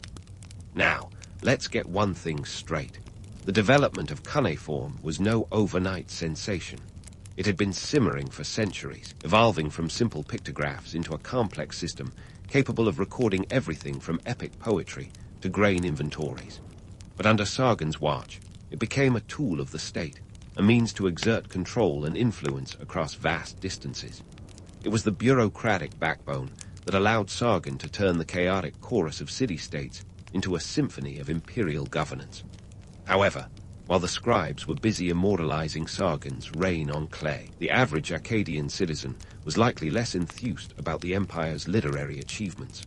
For them, life was a delicate balancing act between meeting the demands of the empire and simply staying afloat. Imagine waking up to the harsh reality of subsistence farming, all while the empire's collectors hovered like a looming deadline, ready to scoop up your hard-earned surplus for the greater glory of Akkad. The grandeur of cuneiform and imperial administration might have been lost on them, overshadowed by the more immediate concern of feeding their families. But let's not overlook the silver lining here. Sargon's reign wasn't all toil and taxes. The standardization of weights and measures, while perhaps a bureaucratic headache, facilitated trade across the empire, knitting together a network of markets that stretched from the Persian Gulf to the Mediterranean. This interconnectedness fostered cultural exchanges and the spread of ideas, laying the groundwork for advancements in art, science, and literature. It was a vibrant, albeit tumultuous, era where innovation was as prized as military might. Yet, for every cultural advancement, there was a corresponding societal strain. The Akkadian Empire, with its insatiable appetite for resources, placed immense pressure on its subjects. The constant demand for tribute and labor meant that many were caught in a cycle of poverty, their lives dictated by the whims of distant rulers. The empire's splendor was built on the backs of countless laborers, whose stories were not immortalized in cuneiform, but instead whispered through the ages, a reminder of the human cost of empire building. And let's not forget the social dynamics at play. The Akkadian Empire was a melting pot of cultures, languages, and traditions, all thrown together under one imperial banner. While this diversity could be a source of strength, it also sowed the seeds of tension and conflict. Sargon's policies of assimilation and centralization were not always welcomed with open arms, leading to pockets of resistance and rebellion. Some city-states bristled at the loss of autonomy, their proud histories subsumed by the imperial narrative. In this swirling cauldron of cultural exchange and social upheaval, the arts flourished. The Akkadian period saw the rise of new artistic styles and the proliferation of monumental architecture, as city-states sought to outdo one another in displays of splendor. Temples and palaces rose from the desert sands, adorned with intricate carvings and statues that celebrated the gods and the glory of the empire. It was a visual spectacle that reinforced the power and prestige of Sargon's reign, even as it masked the underlying tensions. So, as we gaze back through the dusty corridors of time, it's clear that Sargon's legacy is a tapestry woven with threads of triumph and tragedy. The cultural and technological advancements of his era laid the foundation for future civilizations, even as they exacted a heavy toll on those who lived through them. Sargon's story isn't just about the rise of an empire. It's about the enduring struggle between ambition and reality, the delicate dance between progress and the cost of its pursuit. As we prepare to delve into the final chapter of Sargon's saga, keep in mind that his tale is far from a simple narrative of conquest and control. It's a multifaceted epic, rich with the complexities of human nature and the relentless march of history. Sargon the Great may have been a towering figure of his time, but behind the legend lies a story as intricate and unpredictable as the ancient world he shaped. Stay tuned as we unravel the final twists and turns of his extraordinary journey, a tale that continues to reverberate through the ages. The final chapter in the saga of Sargon the Great, the man who built an empire only to watch it teeter on the edge of oblivion. You see, while Sargon was busy laying the foundations for what would become a hallmark of imperial grandeur, he inadvertently set the stage for the empire's decline. The Akkadian Empire, much like a carefully stacked house of cards, was a marvel to behold, but vulnerable to the slightest breeze of misfortune. Let's dive right into the reality check. The Akkadian Empire was as eternal as a sandcastle facing an incoming tide. For all of Sargon's administrative brilliance and military prowess, his empire was held together by threads of diplomacy and sheer willpower, and those threads were starting to fray. After Sargon's death around 2279 BCE, the empire was left in the hands of his successors, who found themselves juggling the dual threats of internal unrest and external aggression like a pair of flaming swords. First, let's talk about the internal revolts. Sargon's empire was a melting pot of cultures, languages, and ambitions, and not everyone was thrilled about being part of the imperial smorgasbord. City-states that had been forcibly integrated into the empire were chomping at the bit for a taste of independence. Revolts simmered beneath the polished surface of imperial control, and these weren't just minor skirmishes. They were full-blown rebellions that threatened to tear the empire apart from the inside. The Sumerian city of Ur, for instance, wasn't exactly handing out welcome baskets to Akkadian officials. Instead, they were plotting their own path back to independence, a sentiment echoed by other city-states yearning to shake off the imperial yoke. Now, throw into this cauldron of discontent the external pressures from hostile neighbors. The Gutians, a nomadic people from the Zagros Mountains, were eyeing Akkad like a pack of wolves watching a wounded deer. Around 2193 BCE, they decided to make their move, descending upon the empire with the kind of ruthless efficiency that would make any ancient general reach for their spear. The Gusian invasion was brutal, and the Akkadian military, stretched thin by the demands of maintaining such a vast empire, struggled to hold the line. But it wasn't just the Gusians knocking at the door. The Elamites, those pesky neighbors to the east, were also looking to reclaim territory and glory. The once mighty Akkadian war machine found itself fighting on multiple fronts, a logistical nightmare in an era where messages moved slower than a snail on a leisurely stroll. The result? A fractured empire that was barely holding itself together with duct tape and desperate hope. Economically, the empire was feeling the pinch. The flow of tribute that had once filled the imperial coffers was drying up faster than a Mesopotamian river in July. The constant demand for resources to fund military campaigns and maintain bureaucratic order was unsustainable, especially as rebellions and invasions cut off vital trade routes. It was a financial squeeze that left the empire gasping for breath, and there was no bailout coming from the guards or otherwise. As the empire crumbled, the myth of its invincibility was exposed for what it was: a mirage, a tale spun from the dreams of conquest that could not withstand the harsh glare of reality. The Akkadian Empire, once a symbol of unity and power, became a cautionary tale about the dangers of overreach and the fragility of imperial ambition. Sargon's legacy, for all its grandeur, was built on a foundation of sand, eroded by time and tested by the relentless forces of history. And so, we arrive at the timeless lesson of Sargon's story. The rise and fall of empires is as predictable as the turning of the seasons. The Akkadian Empire was not the first to rise from the dust of ambition, nor would it be the last to fall back into it. History, it seems, is a dance of empires, a waltz of power and decline that has played out in countless variations across the millennia. Sargon the Great, with his dreams of eternal rule, serves as a reminder that even the mightiest rulers are at the mercy of forces beyond their control. Empires, like the men who build them, are ephemeral, their legacies preserved not in stone, but in the stories told by those who remember. So, as we close the chapter on Sargon's tale, let us carry forward the wisdom of his journey, that the pursuit of power is as fraught with peril as it is with promise, and that history, in all its complexity, is a tapestry woven from the ambitions and failures of those who dared to dream. In the end, Sargon's story is a testament to the enduring saga of human ambition, a narrative as old as time itself. It's a story of rise and fall, of dreams and disillusionment, of the eternal struggle between the desire for power and the reality of its fleeting nature. As we reflect on this ancient tale, let's remember that while empires may crumble and fade, the lessons they impart endure, echoing through the annals of history like a whisper from the past. Wake up to the gentle clamor of Mycenaean life, where the hum of early morning activity is as reliable as the sunrise over the Aegean Sea.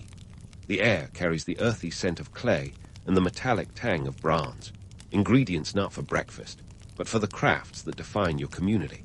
Welcome to 1400 BCE, where the day's hustle isn't about checking emails, but about shaping the very materials that hold your world together.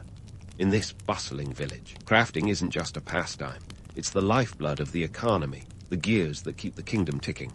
Picture this: tables lined with clay, waiting to be molded into parts, jugs, and other essentials. The local potter, whose hands are as much a tool as his wheel, is already at work. You might think of him as the ancient equivalent of a startup founder, innovative, indispensable, and always a bit stressed. Now, let's set the record straight. The Mycenaeans often get a bad rap as just another warrior culture, all brawn and no brain. Sure, they fought a battle or two, or 100, but there's more to them than just swinging swords. They were master crafters, savvy traders, and shrewd politicians. The swords they forged were as much a product of their craftsmanship as their warfare. It's easy to get caught up in the romantic allure of warriors charging into battle, but the swords don't make themselves, do they? The clanking of bronze is a reminder of the kingdom's military prowess and its artistic achievement. Bronze, an alloy of copper and tin, was the Mycenaean tech revolution. It was like having the latest smartphone. Everyone wanted it, and those who had it held the power.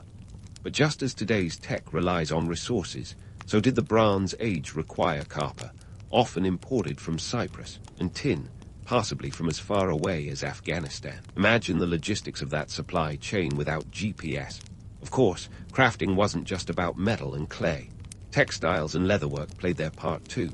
In the corner of the village, amid the symphony of tools and chatter, women weave textiles from wool. The rhythmic clack of the loom is as hypnotic as a modern-day metronome. These textiles aren't just clothes, they're a currency, a status symbol, and occasionally peace offerings. No pressure, right? And while we're busting myths, let's talk about the economic structure.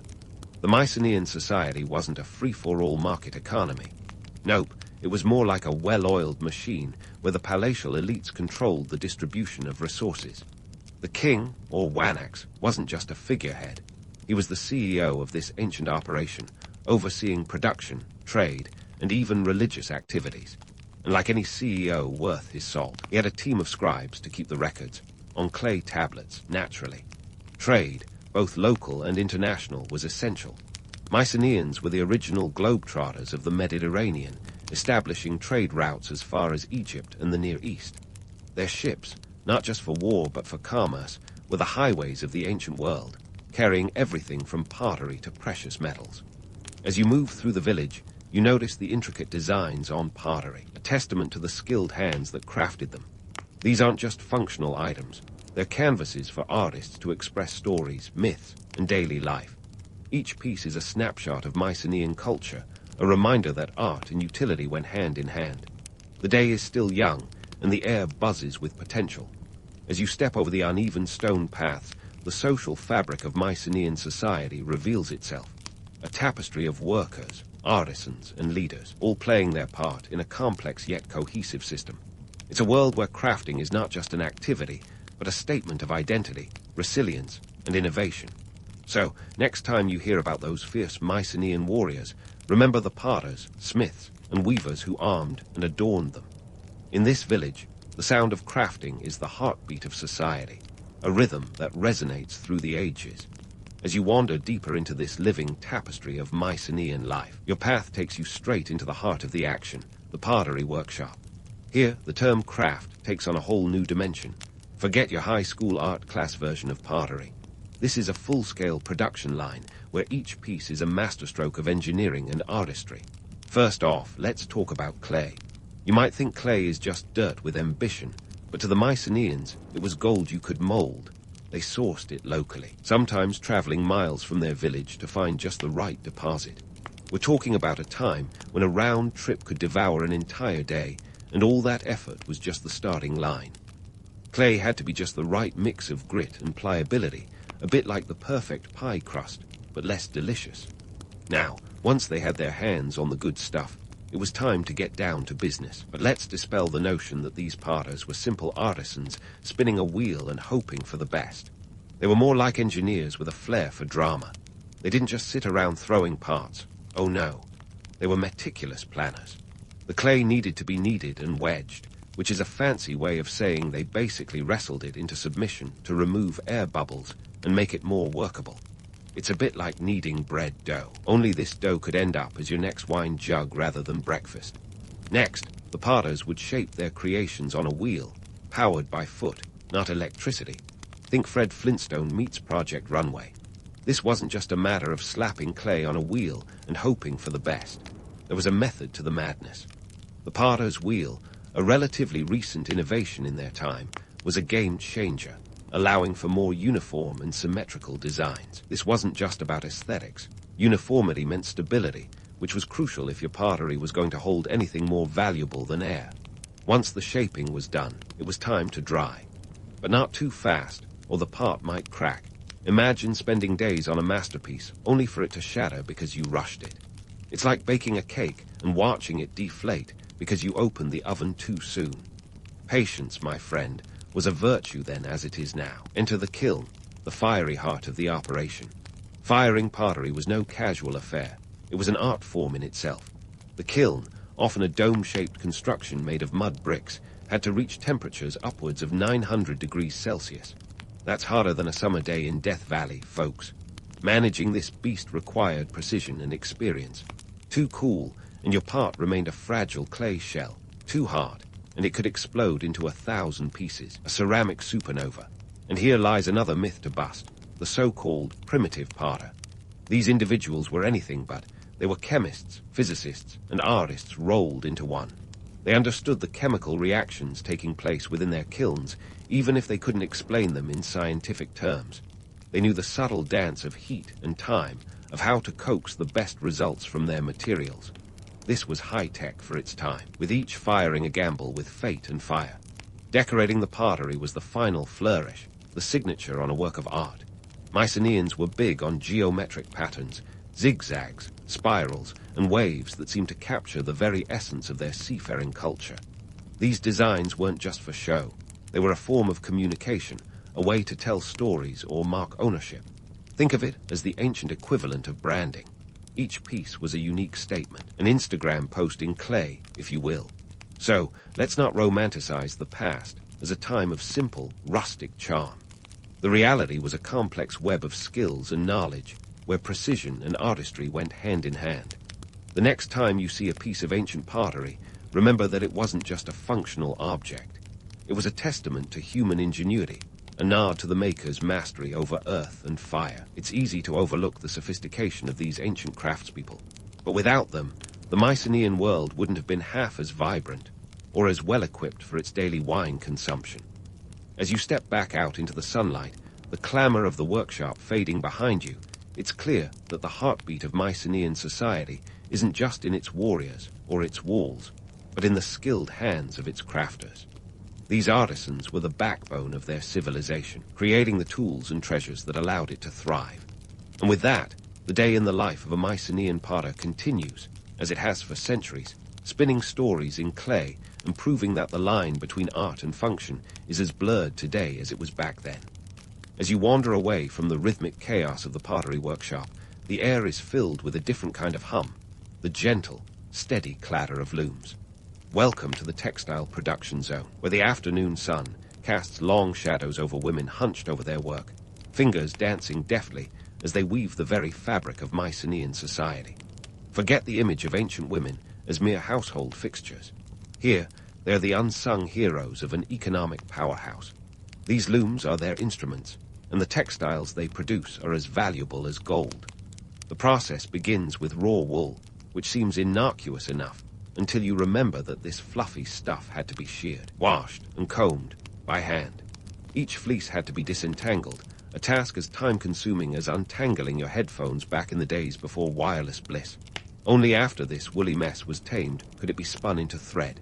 Here, the spindle whorls come into play, spinning fibers into yarn with a skill that would put modern multitaskers to shame.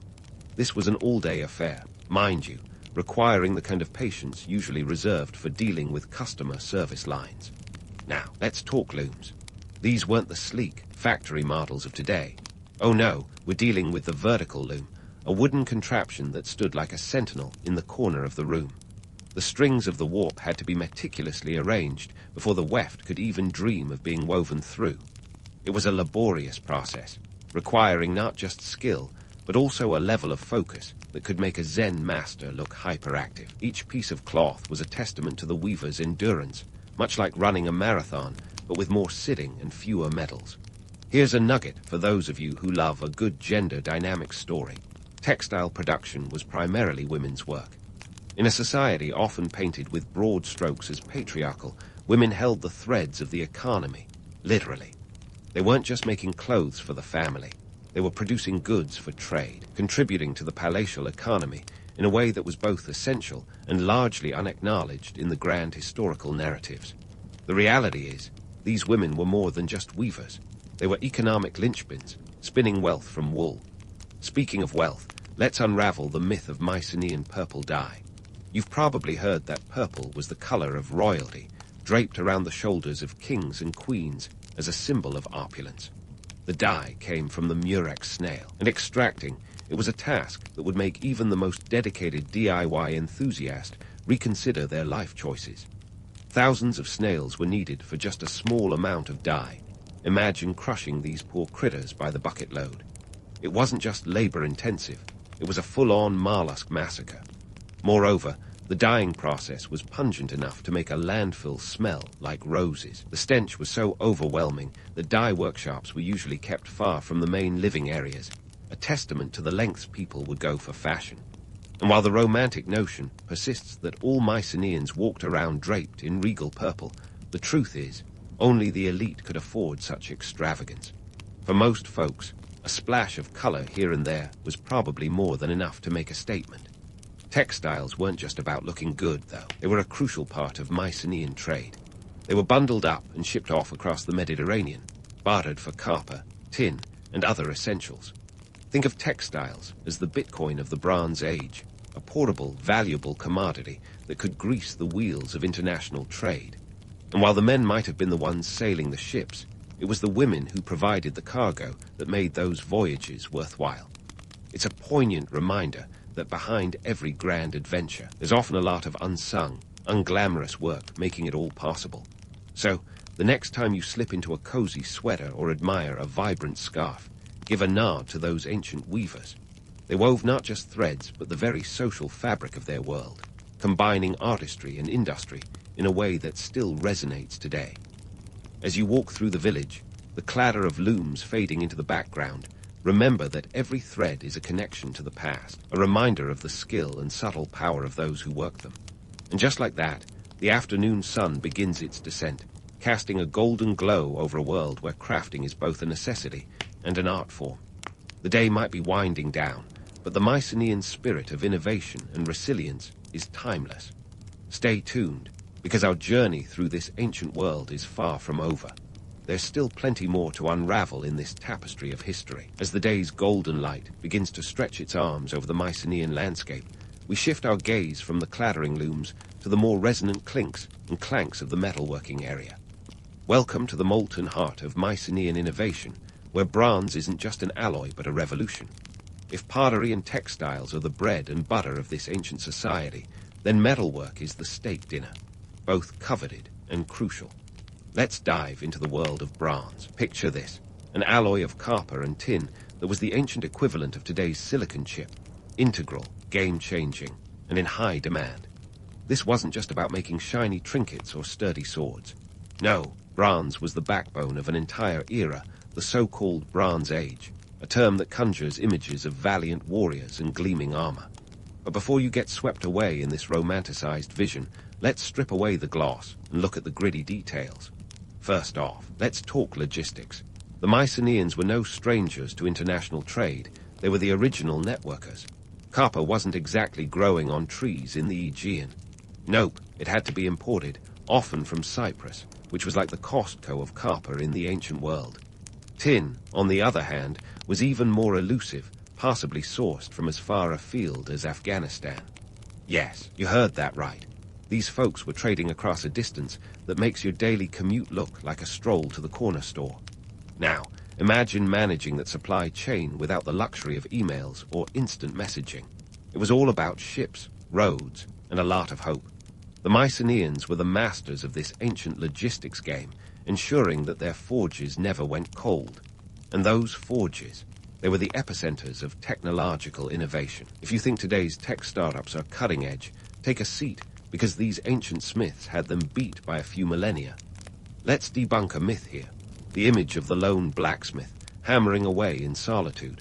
Sorry to burst that bubble, but the reality was more team effort than solo act. These workshops were buzzing hives of activity, where multiple craftsmen would collaborate, each with their own specialized skills. The process of making bronze tools was as much a social endeavor as it was a technical one.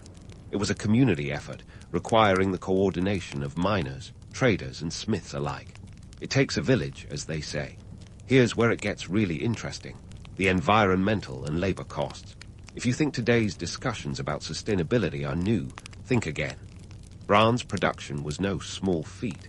It required immense resources, not just in terms of raw materials, but also fuel. Wood was the primary fuel source, and if you've ever tried to keep a campfire going, you'll know it takes quite a bit of it. Entire hillsides were deforested to feed the insatiable appetite of the smelting furnaces. The environmental impact was significant, a hidden cost of the heroic Bronze Age that rarely makes it into the epic tales. The labor involved was no less demanding. Extracting metal from ore is a bit like trying to get juice from a stone. Labor-intensive, time-consuming, and utterly unforgiving. The ore had to be crushed, smelted, and refined, a process that required not just muscle but also skill. The Mycenaeans were metallurgical maestros, their techniques passed down through generations like family heirlooms. And much like today, expertise didn't come cheap. And while we're challenging romanticized views, let's address the so-called Age of Heroes. Sure, the idea of gallant warriors and epic battles makes for great storytelling, but it's only half the picture.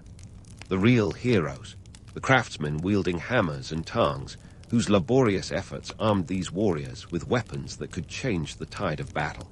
It's easy to credit the bronze swords for Mycenaean victories, but let's not forget the human ingenuity and toil behind each blade. The connection between metalworking and broader trade networks was like a dance, each step carefully choreographed.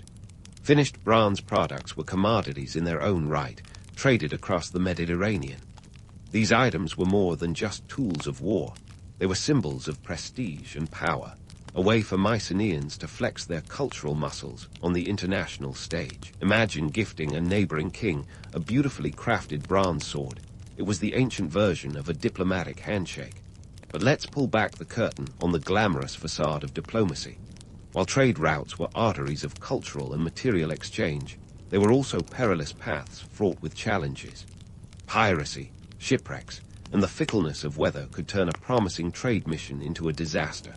Yet, the Mycenaeans persevered, driven by a blend of necessity and ambition, their ships slicing through the waves like arrows. So, the next time you hold something made of metal, spare a thought for those ancient Mycenaean craftsmen. Their world was one of fire and sweat, of collaboration and competition, where each piece of bronze was a testament to human resilience and creativity.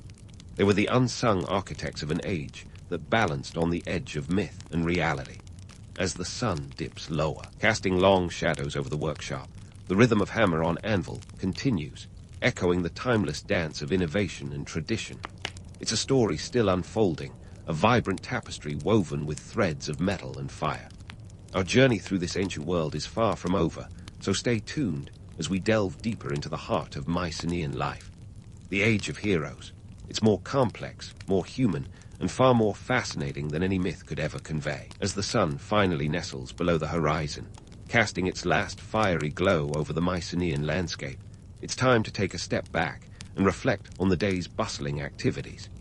You've been on a whirlwind tour through the heart of Mycenaean craftsmanship, witnessing the grit and genius that fueled a civilization. But what does it all mean when the last part is fired, the final thread woven, and the ultimate sword forged? Let's unravel the economic web and cultural tapestry these artisans spun and explore the far-reaching legacy they left behind. First things first, the economic impact. Crafting wasn't just a side gig for idle hands. It was the engine driving Mycenaean prosperity. Let's put it in modern terms. Imagine a startup culture, but in togas and sandals. The Mycenaeans didn't just dabble in crafts. They monopolized them. The palatial economy was a juggernaut that needed constant feeding, and the artisans fed it with their pottery, textiles, and metalwork. These weren't just household items. They were high-value commodities, eagerly traded across the Aegean and beyond. Mycenaean pottery, for instance, wasn't just a local hit. It was the ceramic celebrity of the ancient world, with pieces found as far afield as Egypt and Italy. Talk about brand expansion. But how did this economic prowess translate into cultural influence? Well, let's bust the myth that Mycenaean culture was all about brute force. Sure, they could wield a sword, but they also wielded a paintbrush and a potter's wheel with equal aplomb. Their artisanship was a subtle form of soft power, showcasing their sophistication and creativity. The intricate designs on their pottery and textiles weren't just decorative. They were statements of identity and status. Each piece was a silent ambassador, spreading Mycenaean influence across the Mediterranean like a cultural ripple. And let's not forget the political dimension.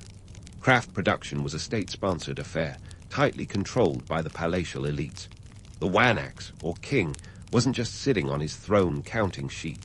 He was orchestrating a complex economic symphony. The artisans were his orchestra, each playing their part in a well-rehearsed performance. This centralized control ensured that the wealth generated from crafts flowed back into the palace's coffers, funding everything from military campaigns to monumental architecture. It was a self-sustaining cycle of power and prosperity, where art and economy were inextricably linked. Now, let's address the legacy of Mycenaean artisanship in the broader Aegean world.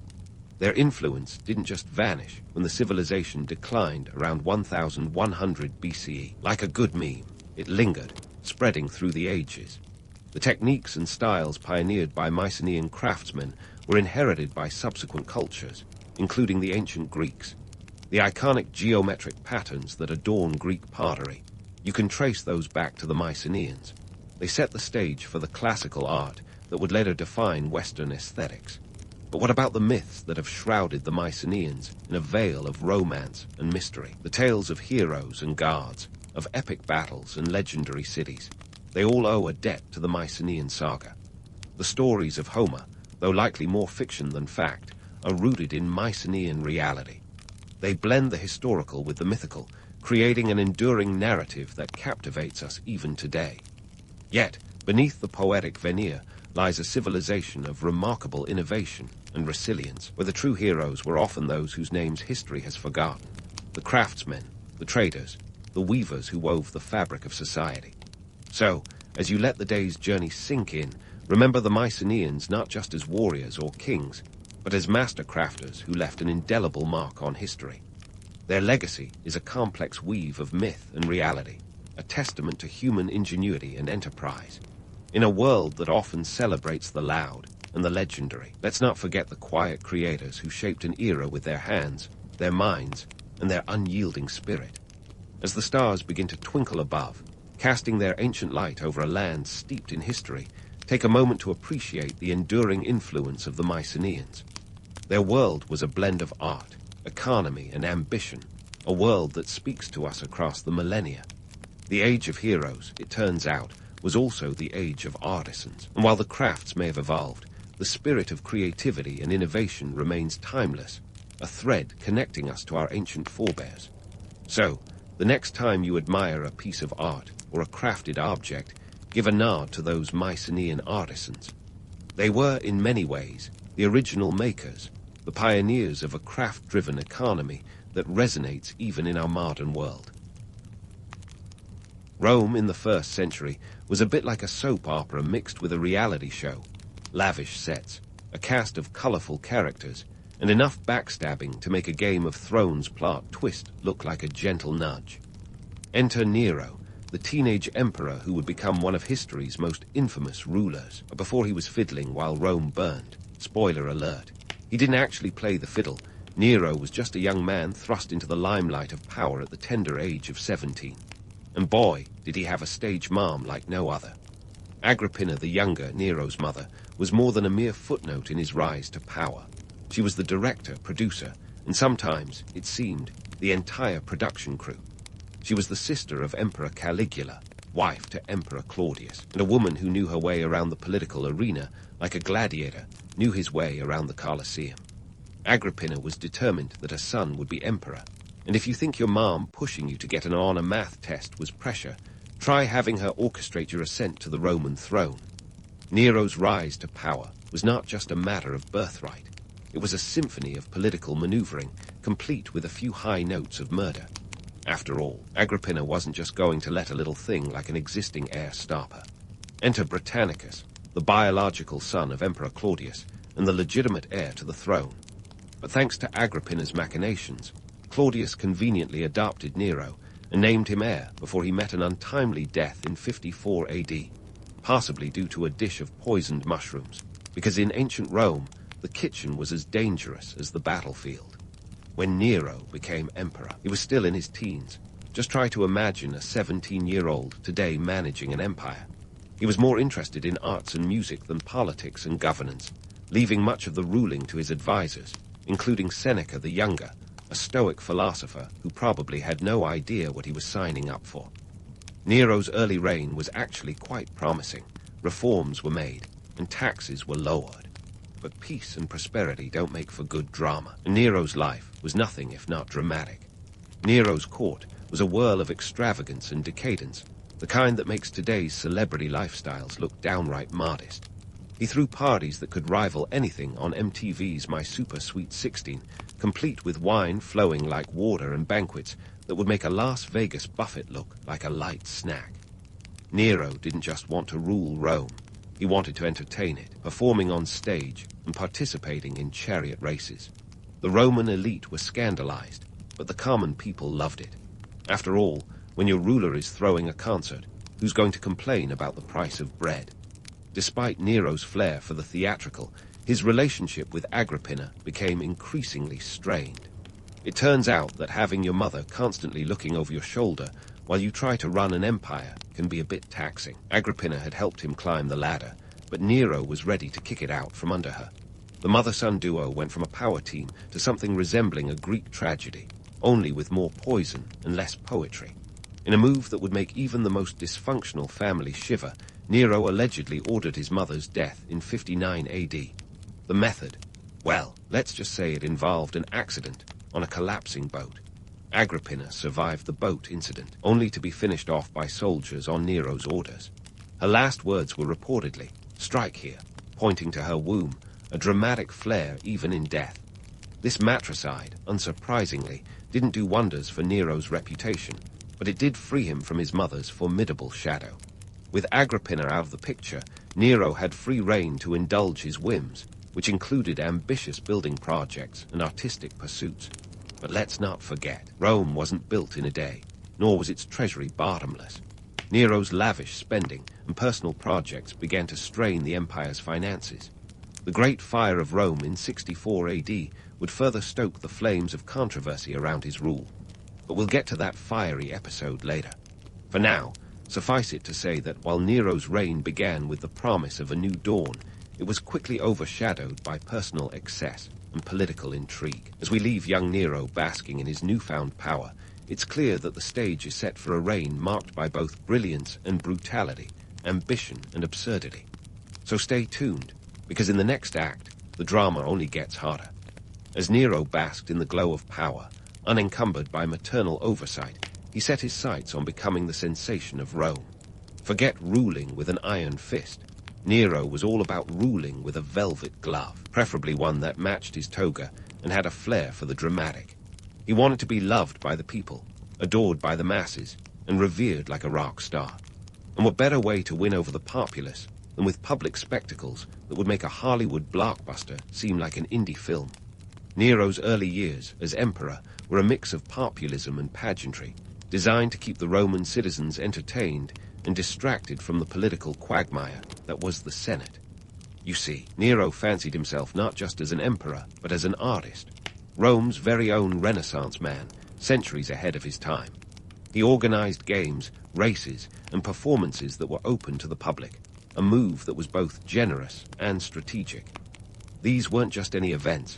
They were lavish, over-the-top affairs with chariot races, gladiator contests, and theatrical performances that could bankrupt a small country. Think of these events as the Coachella of ancient Rome, only with more sand and fewer flower crowns. And just like any festival, these spectacles came with a hefty price tag. Nero's love for the arts and the spectacle didn't just empty the imperial purse, it practically set it on fire. The costs were astronomical. Some estimates suggest that Nero spent the equivalent of tens of millions by today's standards on these public extravaganzas. The Roman treasury, already wobbly from the expenses of running an empire, began to look more like a sieve than a vault. But then again, for Nero, money was just a means to an end that involved applause and adoration. However, while the plebeians were entertained, the patricians were not amused. Nero's insistence on mingling with the masses and performing in public was seen as undignified, if not downright scandalous. The Roman elite valued decorum, and here was their emperor, prancing about like he was auditioning for the lead, and a funny thing happened on the way to the Forum. To the Senate, Nero's antics were not just embarrassing. They were a threat to the traditional Roman values they held so dear. They couldn't very well coup someone who was beloved by the people without risking a riot, so instead, they simmered in a stew of disdain and disapproval. It wasn't just Nero's artistic ambitions that rubbed the Senate the wrong way. His economic policies were another thorn in their collective side. Nero attempted to alleviate some of the financial strain by devaluing the currency, reducing the weight of the denarius, Rome's silver coin. This move was aimed at stretching the treasury further, but it also ushered in inflation, making basic goods more expensive. The bread and circuses might have kept the populace happy, but the economic undercurrents were starting to swirl ominously. Now, if hosting extravagant events and playing the lyre in public were Nero's only vices, he might have been remembered as a quirky but ultimately harmless ruler. But the scandals, oh the scandals, they were like an ancient version of a celebrity tabloid, only with a bit more blood. Nero's personal life was a never-ending source of gossip and intrigue. His marriage to Claudia Octavia, a political alliance more than a love match, was rocky at best. Nero's roving eye led to affairs and entanglements that would make a soap opera writer blush. His relationship with Poppaea Sabina, for instance, was the talk of the town. A woman known for her beauty and ambition, she became Nero's second wife after a rather convenient divorce and the untimely demise of Octavia. As Nero's reign progressed, the line between entertainer and emperor began to blur dangerously. His attempts to be a populist leader often veered into the realm of the absurd. He participated in competitions and performances, but unlike today's talent shows, no one dared to buzz him off the stage. His victories were assured, either through genuine talent, yes, the man was said to have some skill, or through the sheer terror of what might happen if he didn't win. After all, who wants to be the judge who tells the emperor he's out of tune? Yet, amidst the drama and display, Nero's vision for Rome was not entirely superficial. He initiated significant building projects, including the construction of a new and ambitious palace complex, the Domus Aurea, or the Golden House. But these projects often came at a heavy cost, not just financially, but politically.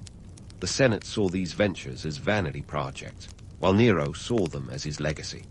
The tension between Nero and the Senate was like a rubber band stretched to its limits, ready to snap at any given moment. In the grand theater of Roman politics, Nero's act was one of contradictions and complexities. His populist endeavors and artistic passions were both his greatest strengths and his most glaring weaknesses. They endeared him to the crowds, but alienated him from the power brokers of Rome. As Nero continued to straddle the line between ruler and performer, the empire was left to wonder. Was he building a new Rome, or simply playing a part in its downfall? The stage was set for a reign that would oscillate between brilliance and chaos. The Senate's patience was wearing thin, the treasury was bleeding silver, and the emperor was composing his next act, one that would eventually lead to a crescendo of fire and fury. But for now, Nero remained at the center of Rome's spectacle, a figure as enigmatic as he was divisive, loved by many and loathed by just as many. The drama was far from over, and the audience was left on the edge of their seats, eagerly anticipating what would come next in the saga of Nero's infamous rule. Just when you thought Nero's life couldn't get any more cinematic, along comes 64 AD, a year that would set the stage for one of Rome's most catastrophic and controversial events, the Great Fire of Rome. Picture this: a city enveloped in chaos, flames licking at the sky, and an emperor caught in a blaze of rumors and accusations. Nero's reign, already teetering on the edge, was about to face its most incendiary chapter. The fire began on the night of July 18th in the merchant shops that lined the Circus Maximus. These establishments were packed tighter than a modern-day Black Friday sale, and just as combustible. Within hours, the blaze had spread with a ferocity that would make a California wildfire look like a campfire. For 6 days, the flames consumed Rome, obliterating 2/3 of the city, including the homes of thousands and 10 of the city's 14 districts. It was, quite literally, a scorched earth scenario. Now, here's where the plot thickens, like a bowl of Roman porridge. Nero, the man with a taste for the dramatic, was immediately suspected of having started the fire himself. After all, it was a convenient way to clear space for his grand architectural ambitions, including the infamous Domus Aurea. But before we hang Nero out to dry, let's bust a myth that's been stubbornly clinging to this story. Nero didn't play the fiddle while Rome burned. Violins wouldn't make their debut for another millennium. Instead, it said he might have been playing the lyre, a popular instrument of the time, but even that's up for debate. more likely. This tale was spun by later historians, eager to paint Nero as a cartoonish villain rather than a complex, albeit flawed, ruler. So, where was Nero during the fire? According to contemporary accounts, he wasn't even in Rome when the flames first ignited. He was at his villa in Antium, roughly 35 miles away. Upon hearing the news, he reportedly rushed back to the city and threw himself into relief efforts. He opened his private gardens and public buildings to shelter the displaced and arranged for food supplies to be brought in from neighboring towns. This was no small feat. Logistics in ancient Rome weren't exactly Amazon Prime. Yet the narrative of Nero as Rome's savior didn't quite catch on. The damage had been done, both to the city and to his reputation. With Rome smoldering and the public demanding answers, Nero needed a scapegoat, and fast. Enter the Christians, a small but rapidly growing sect that was already viewed with suspicion by the Roman populace. To the Romans, these Christians were a peculiar bunch, refusing to worship the pantheon of gods and holding clandestine meetings that fueled rumors of unspeakable rites. In a move that would make Machiavelli proud, Nero pinned the blame for the fire on them, kicking off the first major persecution of Christians in Roman history. The aftermath was brutal and bloody. Christians were rounded up, tortured, and executed in a variety of gruesome ways that would make even the most hardened gladiator wince. Some were crucified, others were torn apart by dogs, and in a macabre twist, some were even burned alive to serve as nighttime illumination for Nero's gardens. Nero's attempt to divert public anger onto this nascent religious group was both a political maneuver and a demonstration of the harsh realities of survival in ancient power games. But let's not let Nero off the hook too easily. While the historical record may absolve him of arson, his subsequent actions didn't exactly scream innocence. Nero seized the opportunity presented by the destruction to launch an ambitious reconstruction of Rome. He envisioned a city of grandeur and innovation, with wide streets and fireproof stone buildings, a marked improvement over the cramped wooden structures that had gone up like kindling. It was a vision that would require vast sums of money and resources, which, of course, came from the already strained Roman treasury. And here's where the economic realities hit like a ton of Roman bricks. Nero's reconstruction efforts were costly, and the financial burden fell squarely on the shoulders of the Roman elite. He imposed heavy taxes on the provinces and confiscated wealth from the temples and the rich, actions that didn't exactly win him any friends in high places. The strain on the economy was palpable, and with inflation already rearing its ugly head from his previous devaluation of the currency, the financial stability of the empire was on shaky ground. Meanwhile, the political fallout from the fire was as volatile as one of Nero's theatrical performances. The Senate, already irked by Nero's artistic antics and economic policies, found themselves further alienated by his autocratic tendencies. Nero's penchant for bypassing the traditional political structures in favor of direct control was seen as a threat to the very fabric of Roman governance. The fire had not only devoured the physical structures of Rome, but had also fanned the flames of political discontent. In the court of public opinion, Nero's reputation was as charred as the remains of the city. While some appreciated his vision for a new Rome, many more were skeptical of his motives. The rumor mill churned with stories of Nero's excesses and extravagance, painting him as a tyrant more interested in personal glory than the welfare of his people. For many Romans, the smoke of suspicion was harder to clear than the smoke from the fire itself. Yet, even as the ashes settled, Nero's Rome was reborn from the flames, a testament to both the emperor's grand vision and the resilience of the city itself. But this phoenix-like rise came at a cost, one that would continue to haunt Nero as whispers of conspiracy and dissent began to grow louder. The Great Fire of Rome was a pivotal moment in Nero's reign, a catalyst that exposed the fragility of his power and set the stage for the dramatic events that would follow. As we leave Nero amid the ruins and rebirth of his beloved city, the echoes of the fire linger, both as a literal and metaphorical turning point in his rule. The stage is set for the next act in Nero's tumultuous saga, one that promises more intrigue, more scandal, and perhaps even a touch of redemption or ruin. The flames of Rome may have been extinguished, but the fires of history are just getting started. Stay tuned as we delve deeper into the life of an emperor whose legacy continues to smolder in the annals of time. Nero's legacy, much like that of Rome itself, was far from the ashes of a simple narrative. With the Great Fire still casting shadows over his reign, Nero's paranoia began to bubble like a cauldron of Roman stew left on the flame too long.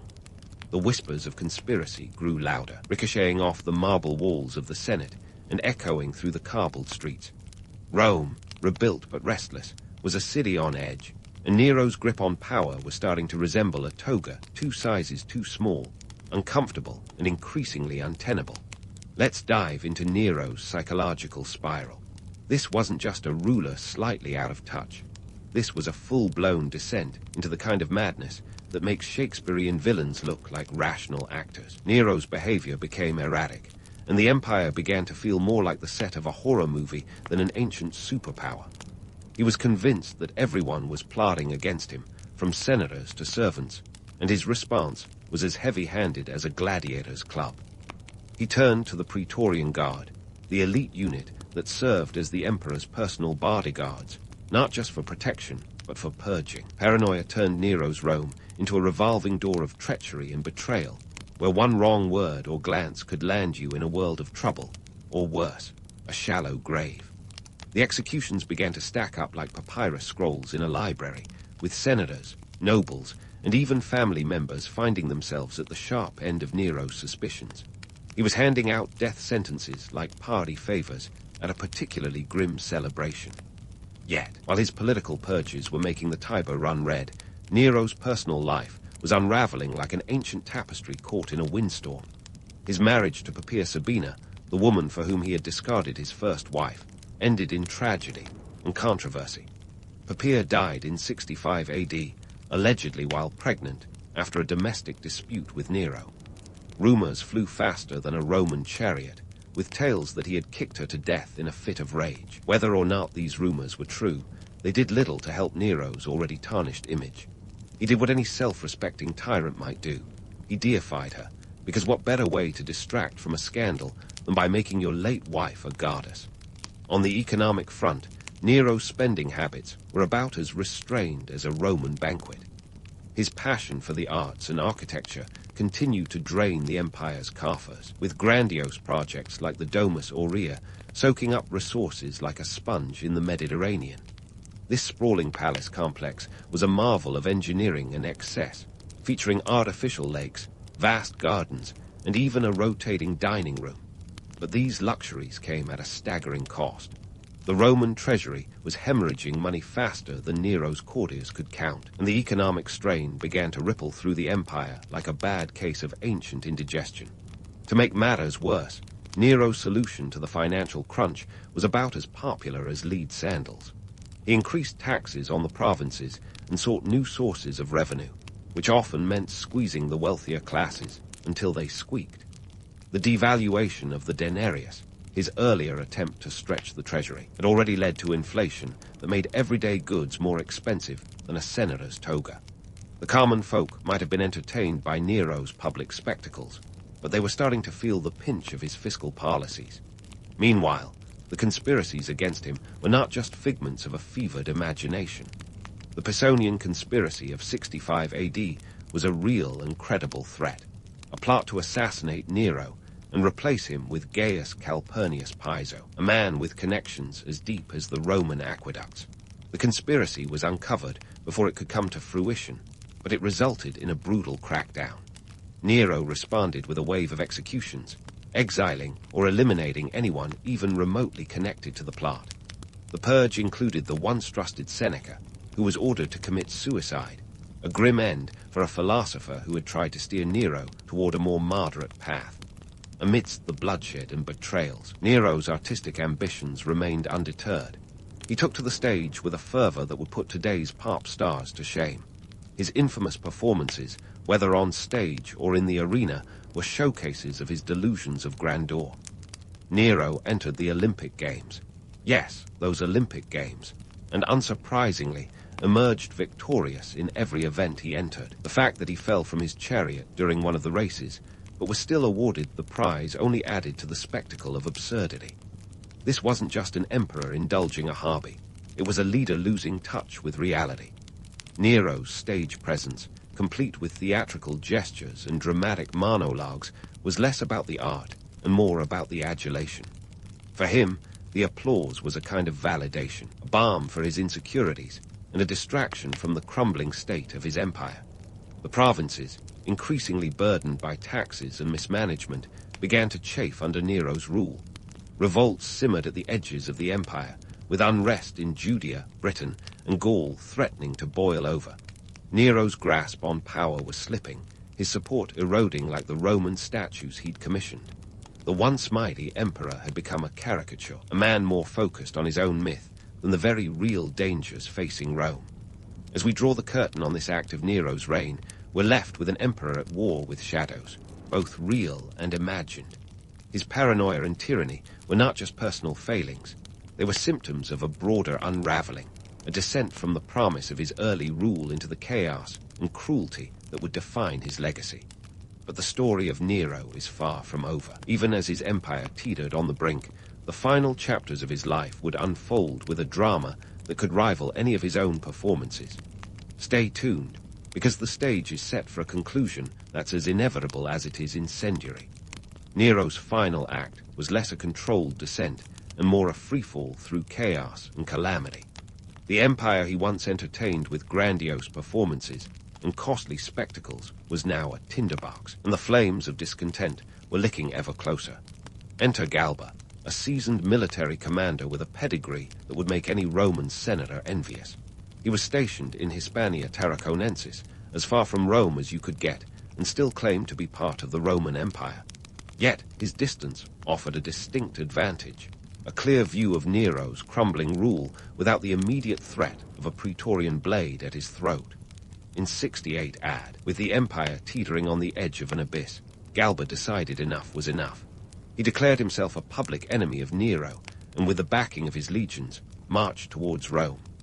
It was a bold move, the kind that Roman generals with a few thousand loyal troops in their pocket were known to make when they sensed a power vacuum. And let's face it, Nero's grip on the imperial throne was about as solid as a sandcastle in a storm. Galba's rebellion wasn't just a personal vendetta.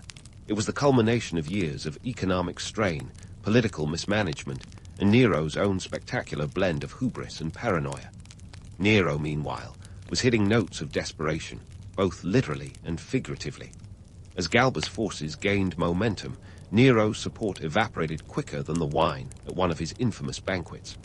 The Senate, ever the fair-weather friend, declared Nero a public enemy. Even the Praetorian Guard, once his staunchest defenders, turned their backs, lured by Galba's promises of bribes and reforms. In a matter of weeks, the emperor who had once strutted across the stage as Rome's foremost entertainer found himself without an audience or a throne. With his world collapsing around him, Nero fled the city, seeking refuge in the villa of a freedman named Phaon. There, the emperor who had once commanded the largest empire in the ancient world found himself cowering, consumed by the very paranoia he had so liberally wielded against others. It was here, in the seclusion of a suburban villa, that Nero's final act played out, a tragic and solitary performance far removed from the grandeur of the Roman stage. As the pursuers closed in, Nero faced a choice between capture and an ignominious end, or taking matters into his own hands. In a moment of rare clarity, he opted for the latter. With trembling hands, he attempted to end his life, but even in death, he required assistance. According to the Roman historian Suetonius, Nero's final words were, "What an artist dies in me," a fittingly theatrical farewell for an emperor whose life was lived as much in the spotlight as on the throne. So, what do we make of Nero, the man who aspired to be both emperor and entertainer? His legacy is as tangled as a toga at a Roman orgy. On one hand, he was a ruler who sought to connect with the people, to entertain and inspire in ways that few leaders dared. On the other, he was a tyrant whose actions brought Rome to the brink of ruin. His economic policies left the treasury emptier than a philosopher's wine cup. His paranoia sowed fear and discord, and his artistic ambitions blurred the lines between ruler and performer to disastrous effect. In the aftermath of Nero's death, Rome found itself adrift in a sea of uncertainty. The year of the 4 emperors followed, a chaotic period where the imperial throne changed hands faster than a hot potato at a family feast. Galba's reign was brief and bloody. and it was clear that Nero's shadow loomed large over the city he had once sought to rebuild in his own image. Nero's life became a cautionary tale, a symbol of excess and madness that resonated through the ages. The myths and legends that sprang up around his reign only added to the mystique. Whether it was the image of him fiddling while Rome burned, or his supposed return from the dead as a false Nero, a bit like Elvis sightings, but with more toga, his story captured the imagination in ways that few historical figures ever have. Yet, amidst the mythology, it's crucial to remember the man behind the legend. Nero was a product of his time, a ruler caught between the demands of tradition and the allure of innovation. His reign was marked by both artistic brilliance and political folly, by moments of genuine populism and acts of sheer brutality. He was a man who aspired to greatness, but was ultimately undone by his own flaws and the unforgiving realities of Roman politics. In reflecting on Nero's legacy, we're reminded of the timeless dance between power and performance, between ambition and responsibility. His story is a testament to the fact that even the most powerful figures are not immune to the consequences of their actions, and that sometimes the line between genius and madness is as thin as an emperor's stage makeup. As we close the curtain on the saga of Nero, we're left with a legacy that's as complex and contradictory as the man himself. His life was a spectacle of ambition and excess, a reminder that history's greatest dramas are often written not in stone, but in the hearts and minds of those who live them. And as we look back on his reign, we're left to ponder the lessons it holds for us today, in a world where the allure of the stage still beckons, and the shadows of history continue to dance in the light of our own ambitions. Long before Tamerlane became the juggernaut of Central Asia, he was just a kid with a dream, or at least a kid with a knack for causing trouble.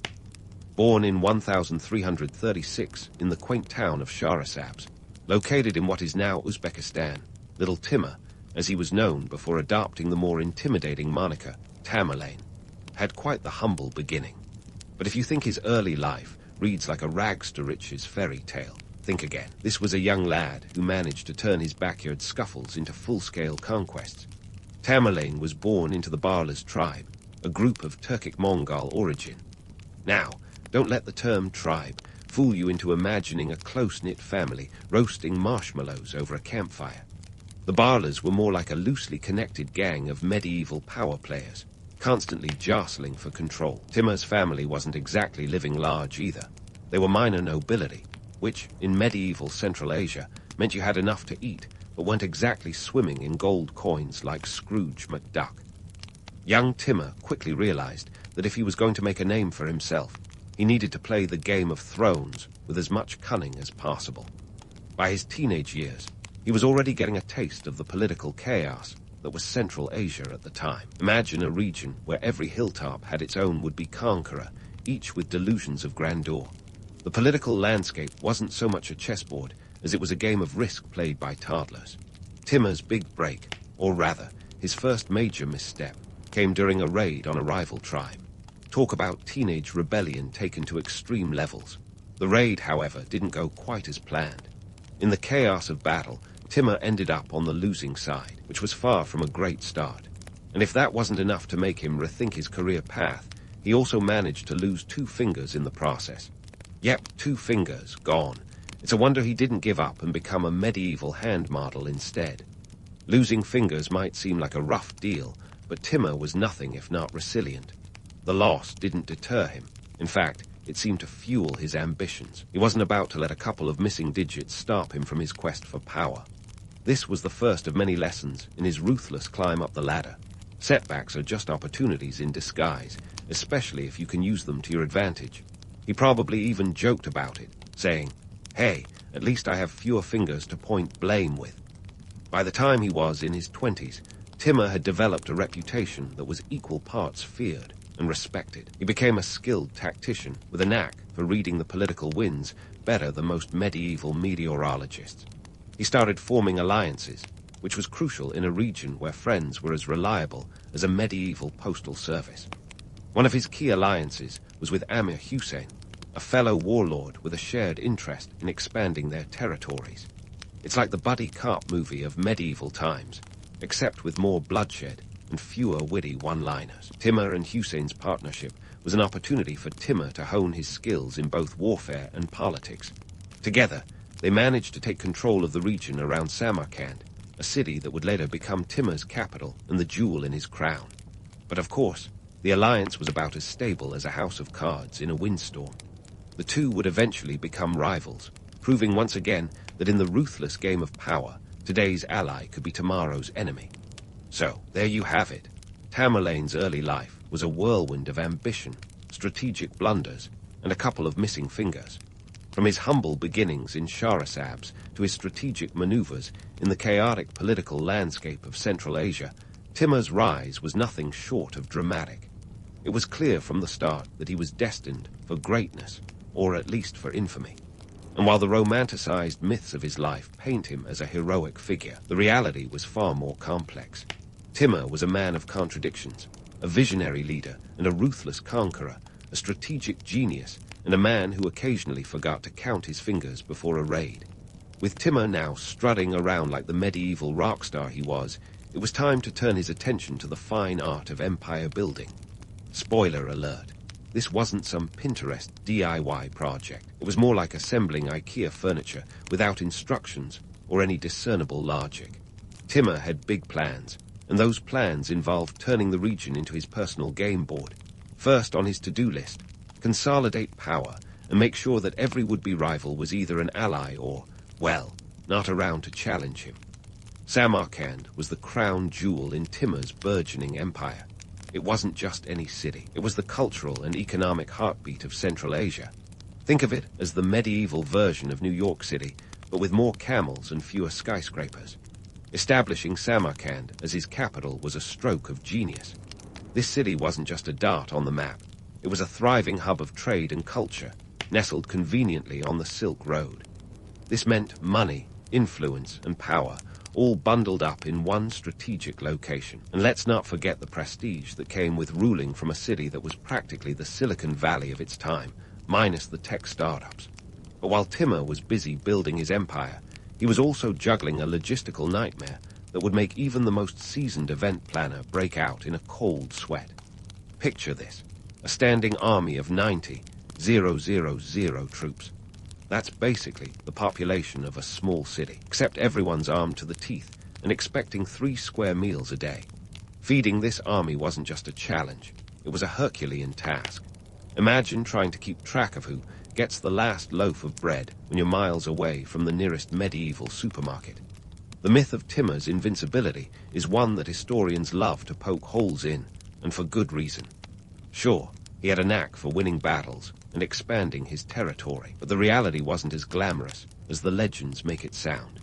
His victories were often hard-fought and costly, and maintaining control over such a vast territory was like trying to keep a toddler entertained in a room full of breakables.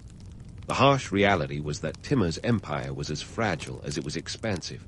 And then there were the allies, those delightful, backstabbing frenemies who could switch sides faster than you could say diplomatic disaster, as alliances were as stable as a soap opera marriage. One moment, his allies were toasting to his health. The next, they were plotting his downfall. It seemed that the only constant in Timur's life was the certainty that someone, somewhere, was probably scheming against him.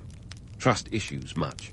But let's not forget the cultural renaissance that Timur kick-started in Samarkand. He wasn't just about swords and conquests. He also had a soft spot for art and architecture. Under his rule, Samarkand transformed into a dazzling showcase of Islamic architecture, with landmarks like the Bibi-Khanim Mosque standing as testaments to his grand vision. Imagine walking through streets adorned with intricate tilework and stunning domes. Timur might have been a conqueror, but he was also a patron of the arts. Yet, despite this cultural glow-up, the logistics of empire kept knocking on Timur's door, keeping his troops fed, and his cities supplied required an intricate web of trade routes and supply lines. It was a delicate balancing act, like spinning plates on sticks while riding a unicycle. Any misstep could send the whole empire crashing down, and there were plenty of folks waiting in the wings for just that to happen.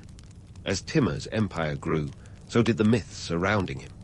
Stories of his battlefield prowess and strategic genius spread far and wide, painting him as an invincible warrior king. But behind the curtain of legend stood a man who was as much a product of his circumstances as he was a master of them. His ability to navigate the political minefield of Central Asia was as crucial to his success as his military campaigns. It was a testament to his cunning and adaptability, traits that were as valuable as any army. So, while the romanticized image of Timur as an unstoppable force endures, the truth is far more nuanced. He was a master strategist, yes, but also a man who faced the same trials and tribulations as any ruler of his time. His empire was a patchwork of alliances, cultural achievements, and military might, all held together by his relentless ambition. And while his legacy is a complicated tapestry of triumphs and tragedies, one thing is clear. Timur was a force of nature, both revered and reviled, in equal measure. As we continue this journey through Timur's life, keep in mind that the man behind the myth was a master of reinvention, always one step ahead of the game, even if that game was as unpredictable as a medieval soap opera. Stay tuned for more tales of intrigue, rebellion, and the occasional dramatic twist as we delve deeper into the life and times of Tamerlane. As we dive deeper into the whirlwind that was Tamerlane's life, let's get our boots muddy with his audacious campaigns. This wasn't just a guy who sat back on his throne in Samarkand, sipping fermented mare's milk while admiring his architectural achievements. Oh no, Timur was a man of action, or perhaps overaction, depending on who you ask.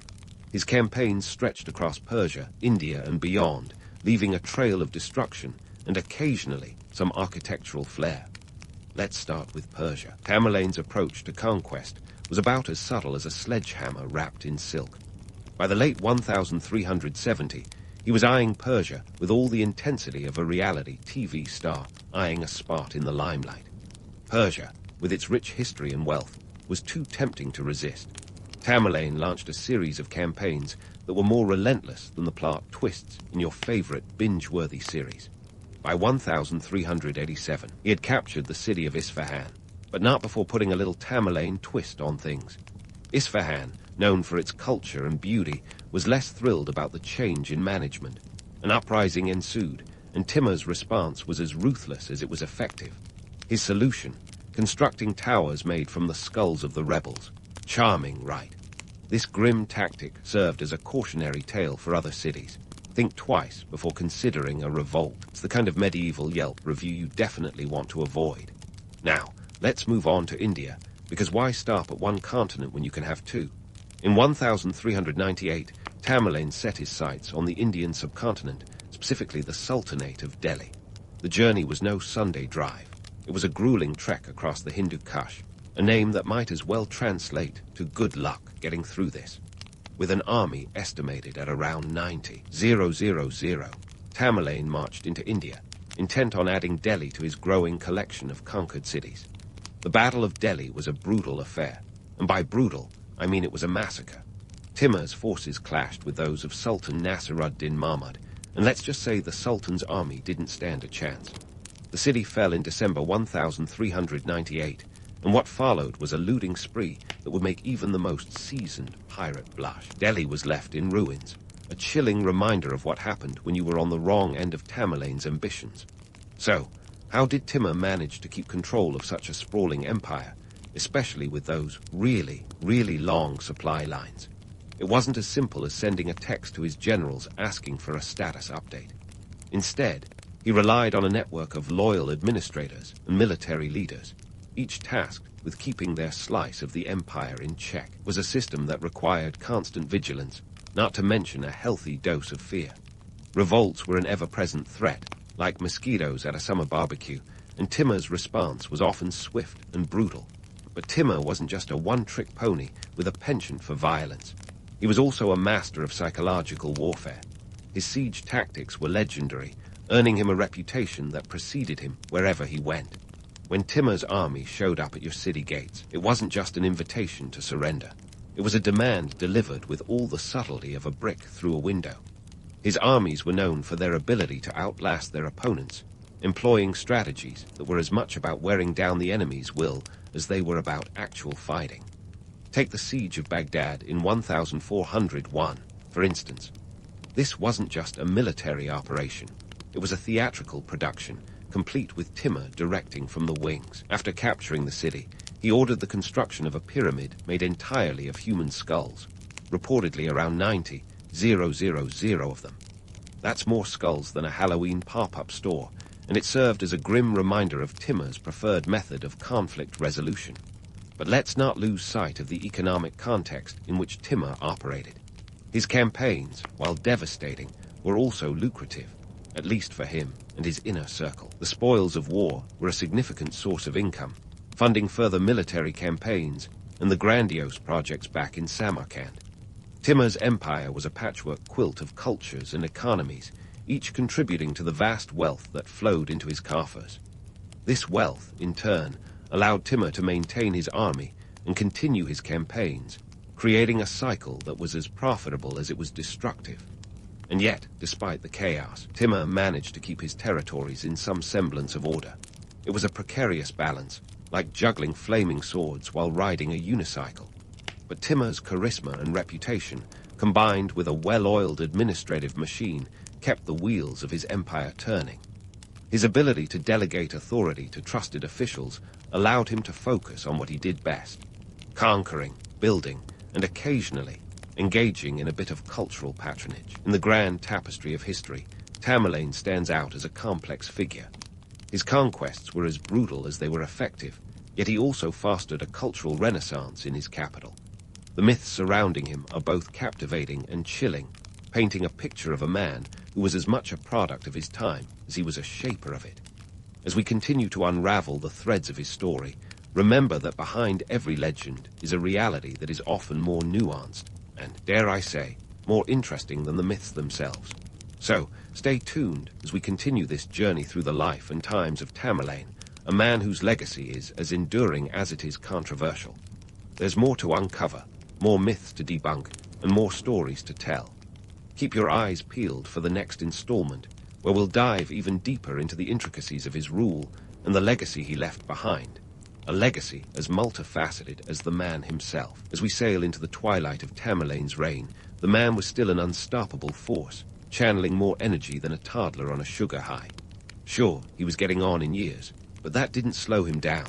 In fact, it seemed to egg him on, like he was trying to tick off every item on his bucket list of conquests before the final curtain call. And what better way to cap off a career of warfare than by setting his sights on the most coveted prize of all, China. Now, let's be clear. China wasn't just another pin on Timur's map. It was the ultimate boss battle in the medieval world. The Ming dynasty, which had just ousted the Mongols, was flourishing, boasting an economy that would make even the richest European monarchs green with envy. To say that conquering China was ambitious would be like saying climbing Everest in flip-flops is a bit of a challenge. But when had Timur ever shied away from a challenge? In 1404, at the ripe age of 68, Timur set out on what would be his final campaign. The plan was to march his army, a formidable force, mind you, across the steppes and into the heart of China. It was a logistical nightmare. Picture this: tens of thousands of troops marching across barren lands, with supply lines stretched thinner than the plot of a bad action film. Some historians estimate his army numbered around 200,000 men. That's roughly the population of Boise, Idaho, but with more swords and fewer potato festivals. But before Timur could even get his boots muddy in Chinese soil, fate had other plans. In early 1405, he fell ill and died in the town of Artra, in modern-day Kazakhstan. Talk about an anticlimax. It was as if the universe decided to pull the plug on his conquests just as the final act was getting underway. Timur's death left his empire in a precarious position, like a Jenga tower on a shaky table. Let's pivot to the legacy he left behind, which was as grandiose as it was chaotic. Tamerlane wasn't just a conqueror, he was a brand. His image was carefully curated, like a medieval Instagram influencer, minus the selfies and sponsored posts. His PR team, if such a thing existed, had the tricky task of spinning tales that emphasized his battlefield prowess while glossing over the skull pyramids. The romanticized image of Timur as a chivalrous warrior king spread like wildfire, making him a legend in his own time. But those myths were about as accurate as a broken sundial. The reality: Timur's conquests left a trail of destruction that would make even the most seasoned disaster movie director wince. Cities were razed, populations decimated, and economies disrupted. Sure, he was a patron of the arts, but he also had a penchant for turning rebellions into macabre art installations. His empire was a patchwork quilt of territories stitched together with fear and ambition, rather than any cohesive administrative plan. And then there were his successors, who inherited an empire that was more house of cards than fortress. Timur's descendants, known as the Timurid dynasty, faced the unenviable task of holding together a realm that was constantly teetering on the brink of collapse. It was like trying to run a marathon with a sprained ankle while juggling flaming torches. Not an easy gig. The Timurids struggled with internal strife, rebellious governors, and the ever-present threat of external invasions. The empire, which had stretched from the Caucasus to India, was a logistical nightmare to govern. Communication was as slow as a medieval carrier pigeon, and the further you were from the center, the looser the grip of central authority. It was a classic case of overextension, with Timur's successors discovering that maintaining an empire was a lot trickier than conquering one. Economically, the empire was a mixed bag. While Samarkand continued to flourish as a center of trade and culture, other regions were less fortunate. The constant warfare had taken its toll, and rebuilding efforts were often hampered by local resistance and resource shortages. The silk that once flowed freely along the trade routes was now a trickle, thanks to disrupted supply lines and ongoing conflicts. Politically, the situation was no better. The Timurids faced challenges from all sides, including the resurgent Ottoman Empire in the west and the rising power of the Safavids in Persia.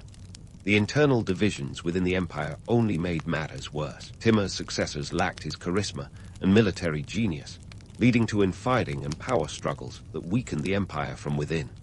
Yet, despite the chaos, the Timurid dynasty managed to hang on for a while, like a cat clinging to the curtains. They maintained a semblance of control through strategic marriages, alliances, and the occasional show of military strength. But as the years rolled on, it became clear that the glory days of Tamerlane were fading into the annals of history. The myths of Tamerlane endure to this day, a testament to the power of storytelling. His life was a saga of ambition, brutality, and paradox, a man who could commission a stunning mask one day and raise a city the next. The romanticized image of Timur as a benevolent conqueror is as appealing as it is misleading, obscuring the harsh realities of his rule. In the grand scheme of things, Tamerlane's legacy is a reminder of the duality of power. He was a man who could inspire awe and fear in equal measure, a ruler whose ambitions knew no bounds. His story is both a cautionary tale and a testament to the enduring allure of legend. As we leave this chapter open-ended, remember that history is as much about the myths we create as the truths we uncover. And Tamerlane, he was a master of both. Stay tuned for more tales from the life and times of one of history's most enigmatic figures, as we continue to unravel his complex story. So here we are, at the grand finale of Tamerlane's saga, the moment when the curtain falls not just on a man, but on an entire empire teetering on the edge of dissolution. You see, empires built on the bedrock of one man's charisma tend to crumble faster than a sandcastle in a tsunami once that charisma kicks the bucket. And that's precisely what happened in 1405, when Timur, the larger-than-life conqueror of Central Asia, shuffled off this mortal coil in Artra. It was a death as inconvenient as it was inevitable, leaving his empire to unravel like a poorly knitted sweater. Now, you'd think that an empire stretching from the Caucasus to India would have a solid plan for succession, right? Well, think again. Timur's empire was like a gourmet sandwich, impressive on the outside, but held together by a precarious layer of condiments. Without the unifying force of Timur himself, the empire splintered into a dozen competing factions faster than you can say, Game of Thrones. His sons and grandsons were left squabbling over the spoils like kids fighting over the last slice of pizza, oblivious to the fact that the oven had already been turned off. The rapid disintegration of Timur's empire is a classic study in the perils of a one-man show. Timur had been the glue, albeit a brutal and often merciless one, that held this vast territory together. His successors, lacking his military genius and political savvy, couldn't keep the pieces from falling apart. The empire was like a high-stakes Jenga game, with each successor pulling out a block, until the whole thing came crashing down. The once mighty realm splintered into regional powers, each vying for dominance in a geopolitical free-for-all. So, what's the takeaway from this historical implosion? It's a stark reminder that while building an empire may be about conquering lands, maintaining one is about conquering egos. Timur's heirs learned this the hard way, discovering that the real battlefield was the one at home. The empire's collapse served as a cautionary tale for future rulers. Without a solid foundation of governance and succession planning, even the most formidable empires are castles built on sand. But let's not write off Timur just yet. Despite the empire's rapid decline, his impact on world history was far more enduring than his descendants' grip on power. For starters, Timur was a cultural patron who left an indelible mark on the arts and architecture of Central Asia. Samarkand, his capital, remained a hub of cultural and intellectual activity, a beacon of prosperity that outlasted the empire itself. The city was like an ancient version of a startup incubator, churning out innovations in art, science, and architecture that would influence generations to come. Moreover, Timur's legacy transcended his immediate realm. His campaigns reshaped geopolitical landscapes, influencing the rise of the Ottoman Empire and setting the stage for future conflicts. The power vacuum left by Timur's demise allowed new powers to emerge and redefine the balance of power in the region. It's a reminder that the ripple effects of one man's ambition can echo through history long after his empire has turned to dust. And then there are the myths, those tantalizing tales that cling to Timur's legacy like barnacles on a ship. Chief among them is the infamous Curse of Tamerlane, a tale that's more gripping than a late-night horror movie. Legend has it that when Soviet archaeologists opened Timur's tomb in 1941, they unleashed a curse that coincided with the Nazi invasion of the Soviet Union. Talk about timing. The story goes that an inscription inside the tomb warned of dire consequences for those who disturbed Timur's rest. This has all the makings of a blockbuster script. But let's face it, the correlation is about as solid as predicting the weather by flipping a coin. The truth, unsurprisingly, is less mystical and more mundane. The timing of the tomb's opening and the subsequent invasion was coincidental, a classic case of post hoc ergo propter hoc. After this, therefore because of this. It's like blaming your bad day on the black cat that crossed your path, rather than the fact you forgot your umbrella in a downpour. Yet, the allure of the curse remains, a testament to our love for stories that blend history with a touch of the supernatural. So, why does Timur remain such a compelling, if controversial, figure? It's partly because he embodies the duality of human nature, capable of both extraordinary creativity and unimaginable cruelty. He was a man who could commission a grand masque one day and lay waste to a city the next. His life story is a tapestry of contradictions, a blend of brilliance and brutality that defies easy categorization. Timur's enduring appeal also lies in his ability to capture the imagination. He was a master of reinvention, a chameleon who adapted to the ever-shifting sands of Central Asian politics. His story is one of ambition and audacity, a tale as captivating as it is cautionary. And perhaps that's why we keep coming back to it, because Timur, like history itself, is a puzzle that challenges us to look beyond the surface and explore the complexities beneath.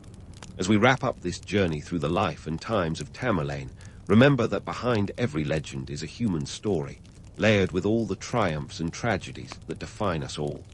Timur's legacy is a reminder that history is not just a record of what happened, but a narrative shaped by those who live it.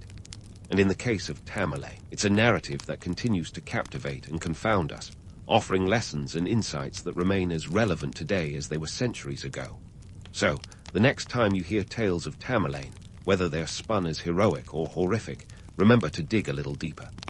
Challenge the myths, question the narratives, and embrace the complexity of a figure who, for better or worse, left an indelible mark on the world stage.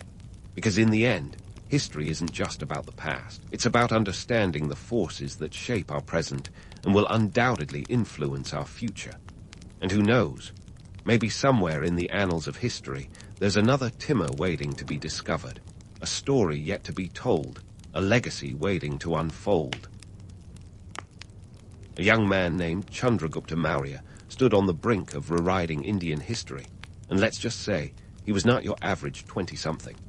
In 322 BCE, While most of us will be struggling to decide whether to have cereal or toast for breakfast, Chandragupta was busy dismantling empires.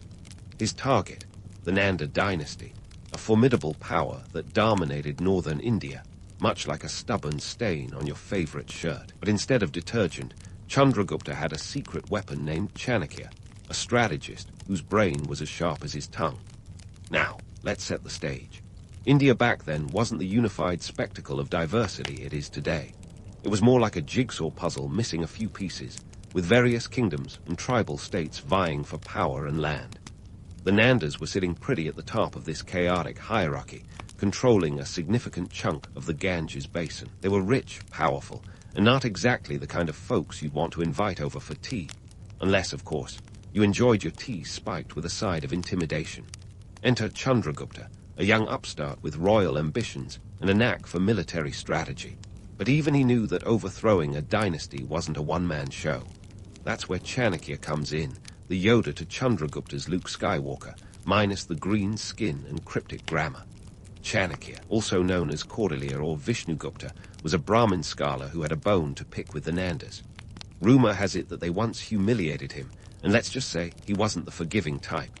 So when he saw potential in Chandragupta, he didn't just offer mentorship, he offered a masterclass in the art of takedown. Together, they formed a duo that would make any buddy cop movie proud. Chandragupta was the brawn, and Chanakya the brain. Their plan: build an army, rally the discontented, and turn the Nanda's own strengths against them. It was like a game of chess, except the stakes were slightly higher than bragging rights at the local chess club. The socio-political landscape of the time was ripe for change. The Nandas, despite their power, were not exactly winning any popularity contests. Their heavy taxes and centralized control didn't sit well with the regional powers and smaller kingdoms. Chandragupta and Chanakya tapped into this well of dissatisfaction, promising a new order that wasn't just another Nanda nightmare. It was a classic case of the enemy of my enemy is my friend. And boy, did they make friends quickly. With their forces swelling, Chandragupta launched his campaign. The details are sketchy, but we do know it involved a mix of military prowess and clever political maneuvering. The Nandas, despite their wealth and resources, were caught off guard in a series of battles. Think of them as the ancient version of a high-stakes poker game. Chandragupta gradually wore down their defenses. By 322 BCE, the Nanda dynasty was about as relevant as a VCR in the age of Netflix. Chandragupta had seized control, marking the dawn of the Maurya Empire. It was a victory that would have made any underdog story look like child's play. But this was just the beginning. Chandragupta's ambition was as vast as the land he now controlled, and with Chanakya's counsel, the Maurya Empire was set to expand further. In the grand scheme of things, why did Chandragupta's rise to power matter? Well, it wasn't just about swapping one ruler for another. The Maurya Empire's formation was like the original new normal. It laid the foundation for centralized governance in a region that had been a patchwork of competing interests. It was also a lesson in the power of strategic alliances, something that's as relevant today as it was back then. As for the myths surrounding Chandragupta and Chanakya, they're as plentiful as conspiracy theories at a flat earth convention. Some say Chanakya's strategies were so cunning that Machiavelli would have taken notes. Others suggest that Chandragupta was divinely ordained to rule. Reality check. While divine intervention makes for a great story, Chandragupta's success was more about human ingenuity and less about celestial endorsements. In essence, the rise of the Maurya Empire was a masterclass in ambition, strategy, and a little bit of luck. As Chandragupta sat on the throne, the Indian subcontinent was poised to witness an era of unification and expansion that would leave an indelible mark on history. And while the Maurya dynasty's story is far from over, this chapter set the stage for an empire that would stretch its influence over most of the Indian subcontinent, illuminating its path like a comet blazing across the night sky. And so, the Maurya Empire had its first taste of continental dominance, but the story doesn't stop there. Far from it.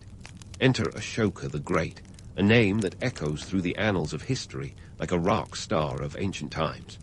This guy wasn't just any ruler. He was the third Mauryan emperor and the grandson of Chandragupta. Now, if you're thinking nepotism got him there, you're only half right. Sure, family ties helped, but Ashoka had the chops to back it up. His reign from 268 to 232 BCE marked the zenith of the Maurya Empire, stretching its influence further than a cat meme on the internet today. Now, Ashoka's early reign wasn't all peace talks and spiritual enlightenment. Initially, he was a ruler with a penchant for the military. His crowning moment, or perhaps his most infamous, was the Kalinga War in 261 BCE. Think of it as the ancient world's version of a blockbuster summer movie, with drama, action, and a body count that would make even the toughest video game bosses reconsider their career choices. The battle was fought against the kingdom of Kalinga, located in present-day Odisha, India. Ashoka's forces clashed with Kalinga's in a brutal confrontation that left over 100,000 soldiers and civilians dead, and 150,000 more displaced. It was like a historical episode of Game of Thrones, minus the dragons, but with all the bloodshed. And here's where Ashoka's story takes a detour from the typical path of conquerors. Witnessing the devastation, he had what we might call today a major existential crisis. Picture Ashoka standing amidst the ruins, probably thinking, "What have I done?" It was a turning point, a moment of clarity that led to his conversion to Buddhism. Sure, the sanitized tale would have you believe it was a straightforward epiphany, like flipping a switch from tyrant to saint. But let's be real. Life isn't a Disney movie, and Ashoka's transformation was far from instantaneous. Ashoka's embrace of Buddhism wasn't just a personal choice. It was a political maneuver that would reshape the landscape of the empire. After all, Buddhism's principles of non-violence and compassion were pretty much the antithesis of his previous might makes right approach. By adopting these values, Ashoka not only sought personal redemption, but also aimed to unify his diverse empire under a new moral code. He wasn't just changing his lifestyle. He was rebranding the entire empire, like a corporate giant pivoting from fossil fuels to green energy. So, did Ashoka really go full monk? Not quite. His conversion was less about renouncing power and more about wielding it differently. He began to focus on Dharma, a concept that encompasses duty, righteousness, and cosmic law. And if you think that sounds a little vague, you're not alone. Dharma was kind of like the original corporate mission statement, open to interpretation, and often used to justify a wide range of actions. But here's where Ashoka truly distinguished himself, his public works. He didn't just sit on a throne pondering existence, he got busy. Ashoka initiated a series of infrastructure projects that would make any modern urban planner swoon. Roads stretched across the empire like veins, facilitating trade and communication. Rest houses, known as dharmasalas, popped up for weary travelers, and hospitals were built, a revolutionary concept for the time. It was as if Ashoka had taken a page out of a futuristic playbook, envisioning a welfare state long before it became a trend. And then there were the edicts, Ashoka's own version of Twitter, carved into rocks and pillars across the empire. These inscriptions were like ancient tweets, broadcasting his policies and philosophies to the masses. Written in multiple languages, including Greek and Aramaic, they were meant to be accessible to the empire's diverse population. It was a PR campaign for the ages, underscoring his commitment to Dharma while subtly reminding everyone who was boss. But let's not get swept away by the grandeur. Ashoka's reign wasn't all sunshine and lotus flowers. The transition to non-violence wasn't seamless, and not everyone was on board with his Buddhist policies. After all, an empire built on conquest doesn't just forget its roots overnight. Some historians argue that Ashoka's pacifist approach might have weakened the empire's military edge, paving the way for its eventual decline. It's a classic case of the pendulum swinging too far in the opposite direction, peaceful intentions clashing with the harsh realities of governance. In dissecting Ashoka's legacy, it's crucial to separate the man from the myth. His transformation, while genuine, was complex and multifaceted. It wasn't just about adopting Buddhism. It was about redefining kingship in a way that balanced power with morality. So, while the romantic image of Ashoka as the Buddhist king persists, the reality is far more intricate. He was a ruler who managed to carve out a legacy that resonates through time, blending idealism with pragmatism in a way that few have managed since. And as we pause in Ashoka's narrative, remember that the story of the Maurya Empire is far from over. The echoes of Ashoka's reign would reverberate through the corridors of history, influencing cultures and philosophies across generations. But that's a tale for another day, as we continue to unravel the threads of this ancient tapestry, where each leader left a distinct mark on the fabric of history. Now, as we unravel the Maurya Empire's tapestry, let's dive into the nitty-gritty of what made this ancient powerhouse tick. If you've ever marveled at the sheer audacity of managing a territory without the perks of Google Maps or a reliable Wi-Fi connection, you're in for a treat. The Maurya Empire wasn't just about mighty battles and philosophical epiphanies. It was a masterclass in administration that would give any modern government a run for its money. First things first, the Maurya Empire was a behemoth, sprawling over 5 million square kilometers at its zenith.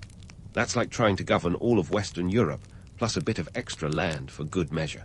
So, how did they keep the wheels turning smoothly in this vast enterprise?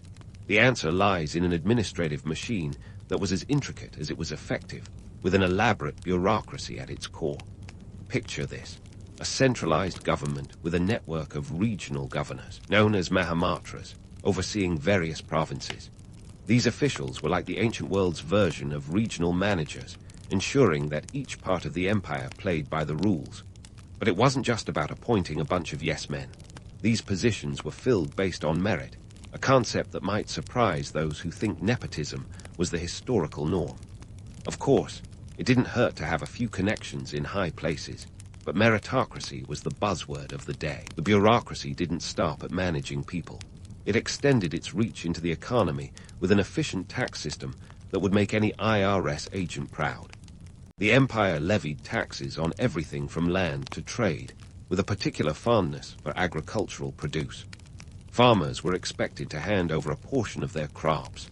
Think of it as the original version of paying your dues to society. This system ensured a steady flow of grain and resources to the central treasury, fueling both the empire's coffers and its public projects. Now, if you're imagining a bunch of scribes painstakingly recording these transactions with quills, you're not entirely wrong. But let's give credit where it's due. The Mauryans were ahead of their time. They employed a cadre of record keepers and accountants who meticulously tracked every rupee and bushel of wheat. This level of detail meant that the empire's economy was monitored with a precision that would make even a Swiss banker blush. But let's not kid ourselves. No amount of paperwork can make a government run smoothly without a little bit of behind-the-scenes magic. Enter the Mauryan spy network, an innovation that would make any espionage novelist salivate. This was no ordinary group of cloak and dagger types. It was a sophisticated nexus of informants and agents who provided intelligence on everything from potential rebellions to economic trends. In essence, the Mauryan spies were the ancient world's equivalent of data analysts, feeding critical information back to the central government to ensure that no uprising caught them off guard. And here's where the story takes a darkly humorous turn. While we might romanticize the idea of spies as suave operators in tuxedos, the reality was less James Bond and more everyday Joe. These agents blended seamlessly into society, often disguised as monks, merchants, or even wandering ascetics. Their reports were like a constant Twitter feed, keeping the emperor and his advisors in the loop about the empire's pulse. It was an ingenious system that maintained stability across the vast and diverse regions of the Maurya Empire. Of course, all this administrative brilliance wasn't without its challenges. Governing such a sprawling territory without the benefits of modern technology was akin to conducting an orchestra without a baton. Communication was slow, reliant on messengers who traveled by foot or horseback. The idea of instant communication was as fantastical as a unicorn sighting. Managing the disparate needs of different regions, each with its own cultural and economic peculiarities, required a delicate balance of authority and diplomacy. One could argue that the true genius of the Mauryan administration lay in its adaptability. They crafted laws and policies that respected local traditions while ensuring allegiance to the central authority. It was a balancing act, much like walking a tightrope, where one misstep could lead to chaos. Yet they managed to maintain this delicate equilibrium, a testament to their administrative acumen. In comparing this ancient bureaucracy to modern equivalents, one can't help but marvel at the ingenuity of it all. While today's governments have the luxury of digital databases and instantaneous communication, the Mauryans relied on human ingenuity and a well-oiled machine of officials and spies. They were, in many ways, the original architects of what we now consider efficient governance. So, as we pause to catch our breath in the whirlwind of the Maurya Empire's administrative saga, let's remember that this was a civilization that thrived on its ability to adapt and innovate. Its success was built not just on the battlefield, but in the corridors of power, where the true art of governance unfolded. And while the Empire's story is far from over, this chapter highlights the brilliance behind the scenes, where strategy and administration combine to create a legacy that endures to this day. Stay tuned, because the Maurya Empire has more lessons to impart and stories to tell. Now, as we shift gears from the bureaucratic ballet of the Maurya Empire, let's delve into what really greased the wheels of this ancient juggernaut, its economy. You see, running an empire is a bit like running a high-stakes board game, only instead of monopoly money, you're dealing with real gold, silver, and resources that could make or break your reign. The Maurya Empire was no exception, and its economic engine was as complex as it was impressive. First up, we have agriculture, the bread and butter, or should I say, the rice and lentils of the empire. Agriculture was the backbone of the Mauryan economy, with the majority of the population engaged in farming. The fertile plains of the Ganges basin were like the ancient equivalent of a gold mine, only instead of shiny nuggets, you got bountiful harvests of wheat, barley, and rice. It's no exaggeration to say that these fields were the empire's lifeline, feeding not just its people, but its ambitions. The Mauryans were savvy agriculturalists, employing irrigation techniques that would make any modern farmer nod in approval. They constructed an extensive network of canals and reservoirs, ensuring that crops could flourish even when the monsoons were playing hard to get. It's a bit like having a backup generator when the power goes out. One of those things you don't think you need until you really, really do. But while agriculture was the staple, it was trade that added the spice to the Mauryan economic stew. The empire was strategically positioned along major trade routes connecting the east and west, acting as a bustling hub of commerce. Imagine the Maurya Empire as the ancient world's version of a mega-mall, with merchants and traders pouring in from lands as far-flung as Greece and China. Let's talk specifics. The Indo-Greek trade was particularly lucrative. The Mauryans exported textiles, spices, and precious stones, all of which were highly prized in the Mediterranean world. In return, they imported wines, olive oil, and fine ceramics, items that were the height of sophistication for the Mauryan elite. It was a cultural exchange that would make any anthropologist swoon, with ideas and goods flowing both ways across the ancient Silk Road. And speaking of the Silk Road, the Mauryans were in on that action, too. Trade with China wasn't just a footnote, it was a headline. Silk, spices, and jade made their way into Mauryan markets, while Indian textiles and pearls found eager buyers in the Chinese courts. It was a symbiotic relationship, one that filled the empire's coffers and broadened its horizons. Yet, while trade and agriculture formed the foundation, it was mining that added the sparkle to the Mauryan economy. India's mineral wealth was legendary, and the Mauryans knew how to exploit it. Iron, copper, and gold were extracted from the earth, fueling both the empire's economy and its military machine. These resources were the real MVPs, enabling the production of weapons, coins, and luxury goods that reflected the empire's might and sophistication. But here's the kicker. While the Mauryan economic system was impressive, it wasn't without its flaws. The sustainability of their practices is a question that looms large over their legacy. The reliance on agriculture, while effective, made the empire vulnerable to natural disasters. A poor monsoon season could spell disaster, with famine and unrest lurking just around the corner. And then there's the issue of resource depletion. Mining is great, until the mines run dry. The Mauryans might not have been thinking about sustainability in the way we do today, but the risks were real. Over-extraction could lead to economic instability, a classic case of short-term gains overshadowing long-term consequences. Moreover, the empire's heavy reliance on trade meant that any disruption, be it war, piracy, or political upheaval, could send shockwaves through the economy. It's like putting all your eggs in one basket, and then realizing the basket is teetering on the edge of a cliff. Sure, it worked for a while, but the potential for disaster was always present. So, while the Maurya Empire's economic engine was a marvel of its time, it was also a precarious balancing act. The wealth and resources that fueled its power were both a blessing and a burden, offering prosperity while posing challenges that would test the mettle of its rulers. In examining the Mauryan economy, we see a microcosm of human ambition, a pursuit of wealth and power that's as old as time. It's a story of innovation and ingenuity, but also one of hubris and vulnerability. As we continue to unravel the threads of this ancient tapestry, remember that the Maurya Empire was as much a product of its economic prowess as it was of its military might and administrative acumen. And while the story doesn't end here, the lessons of the past continue to echo through the corridors of history, reminding us of the complexities and contradictions that define the human experience. Stay tuned, because the Maurya Empire has more stories to tell and mysteries to unravel. As the curtain falls on the Maurya Empire's economic drama, the plot thickens with a new set of challenges that make its eventual decline feel as inevitable as a Monday morning after a long weekend. Ashoka's reign might have been the empire's zenith, but it also planted the seeds of a slow but profound unraveling. You see, after Ashoka's death in 232 BCE, the empire faced a classic case of too big to fail. Except, fail it did in spectacular fashion. First, let's tackle the internal strife.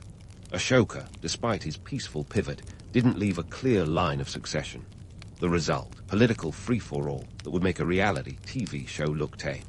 His successors were like actors thrust into a Shakespearean tragedy without a script. They bickered and battled for control, each claiming the throne like it was a Black Friday doorbuster deal.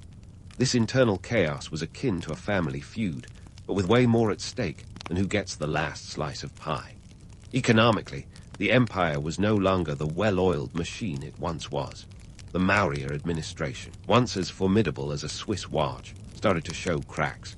The bureaucracy that had kept everything running smoothly began to falter, and the tax system, once the envy of accountants everywhere, became a burden rather than a boon.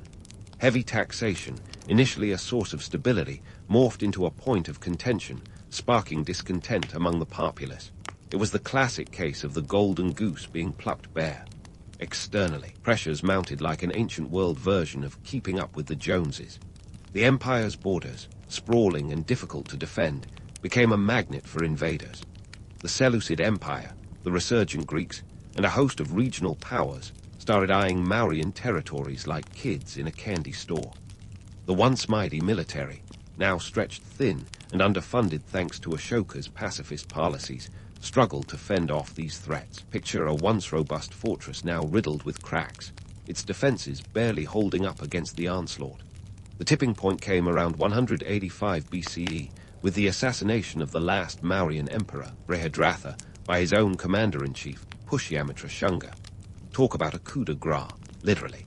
Pushyamitra Shunga, seizing the opportunity, established the Shunga dynasty, effectively signaling the end of Mauryan rule. It was a dramatic finale, like the final act of a play where the protagonist meets an untimely demise.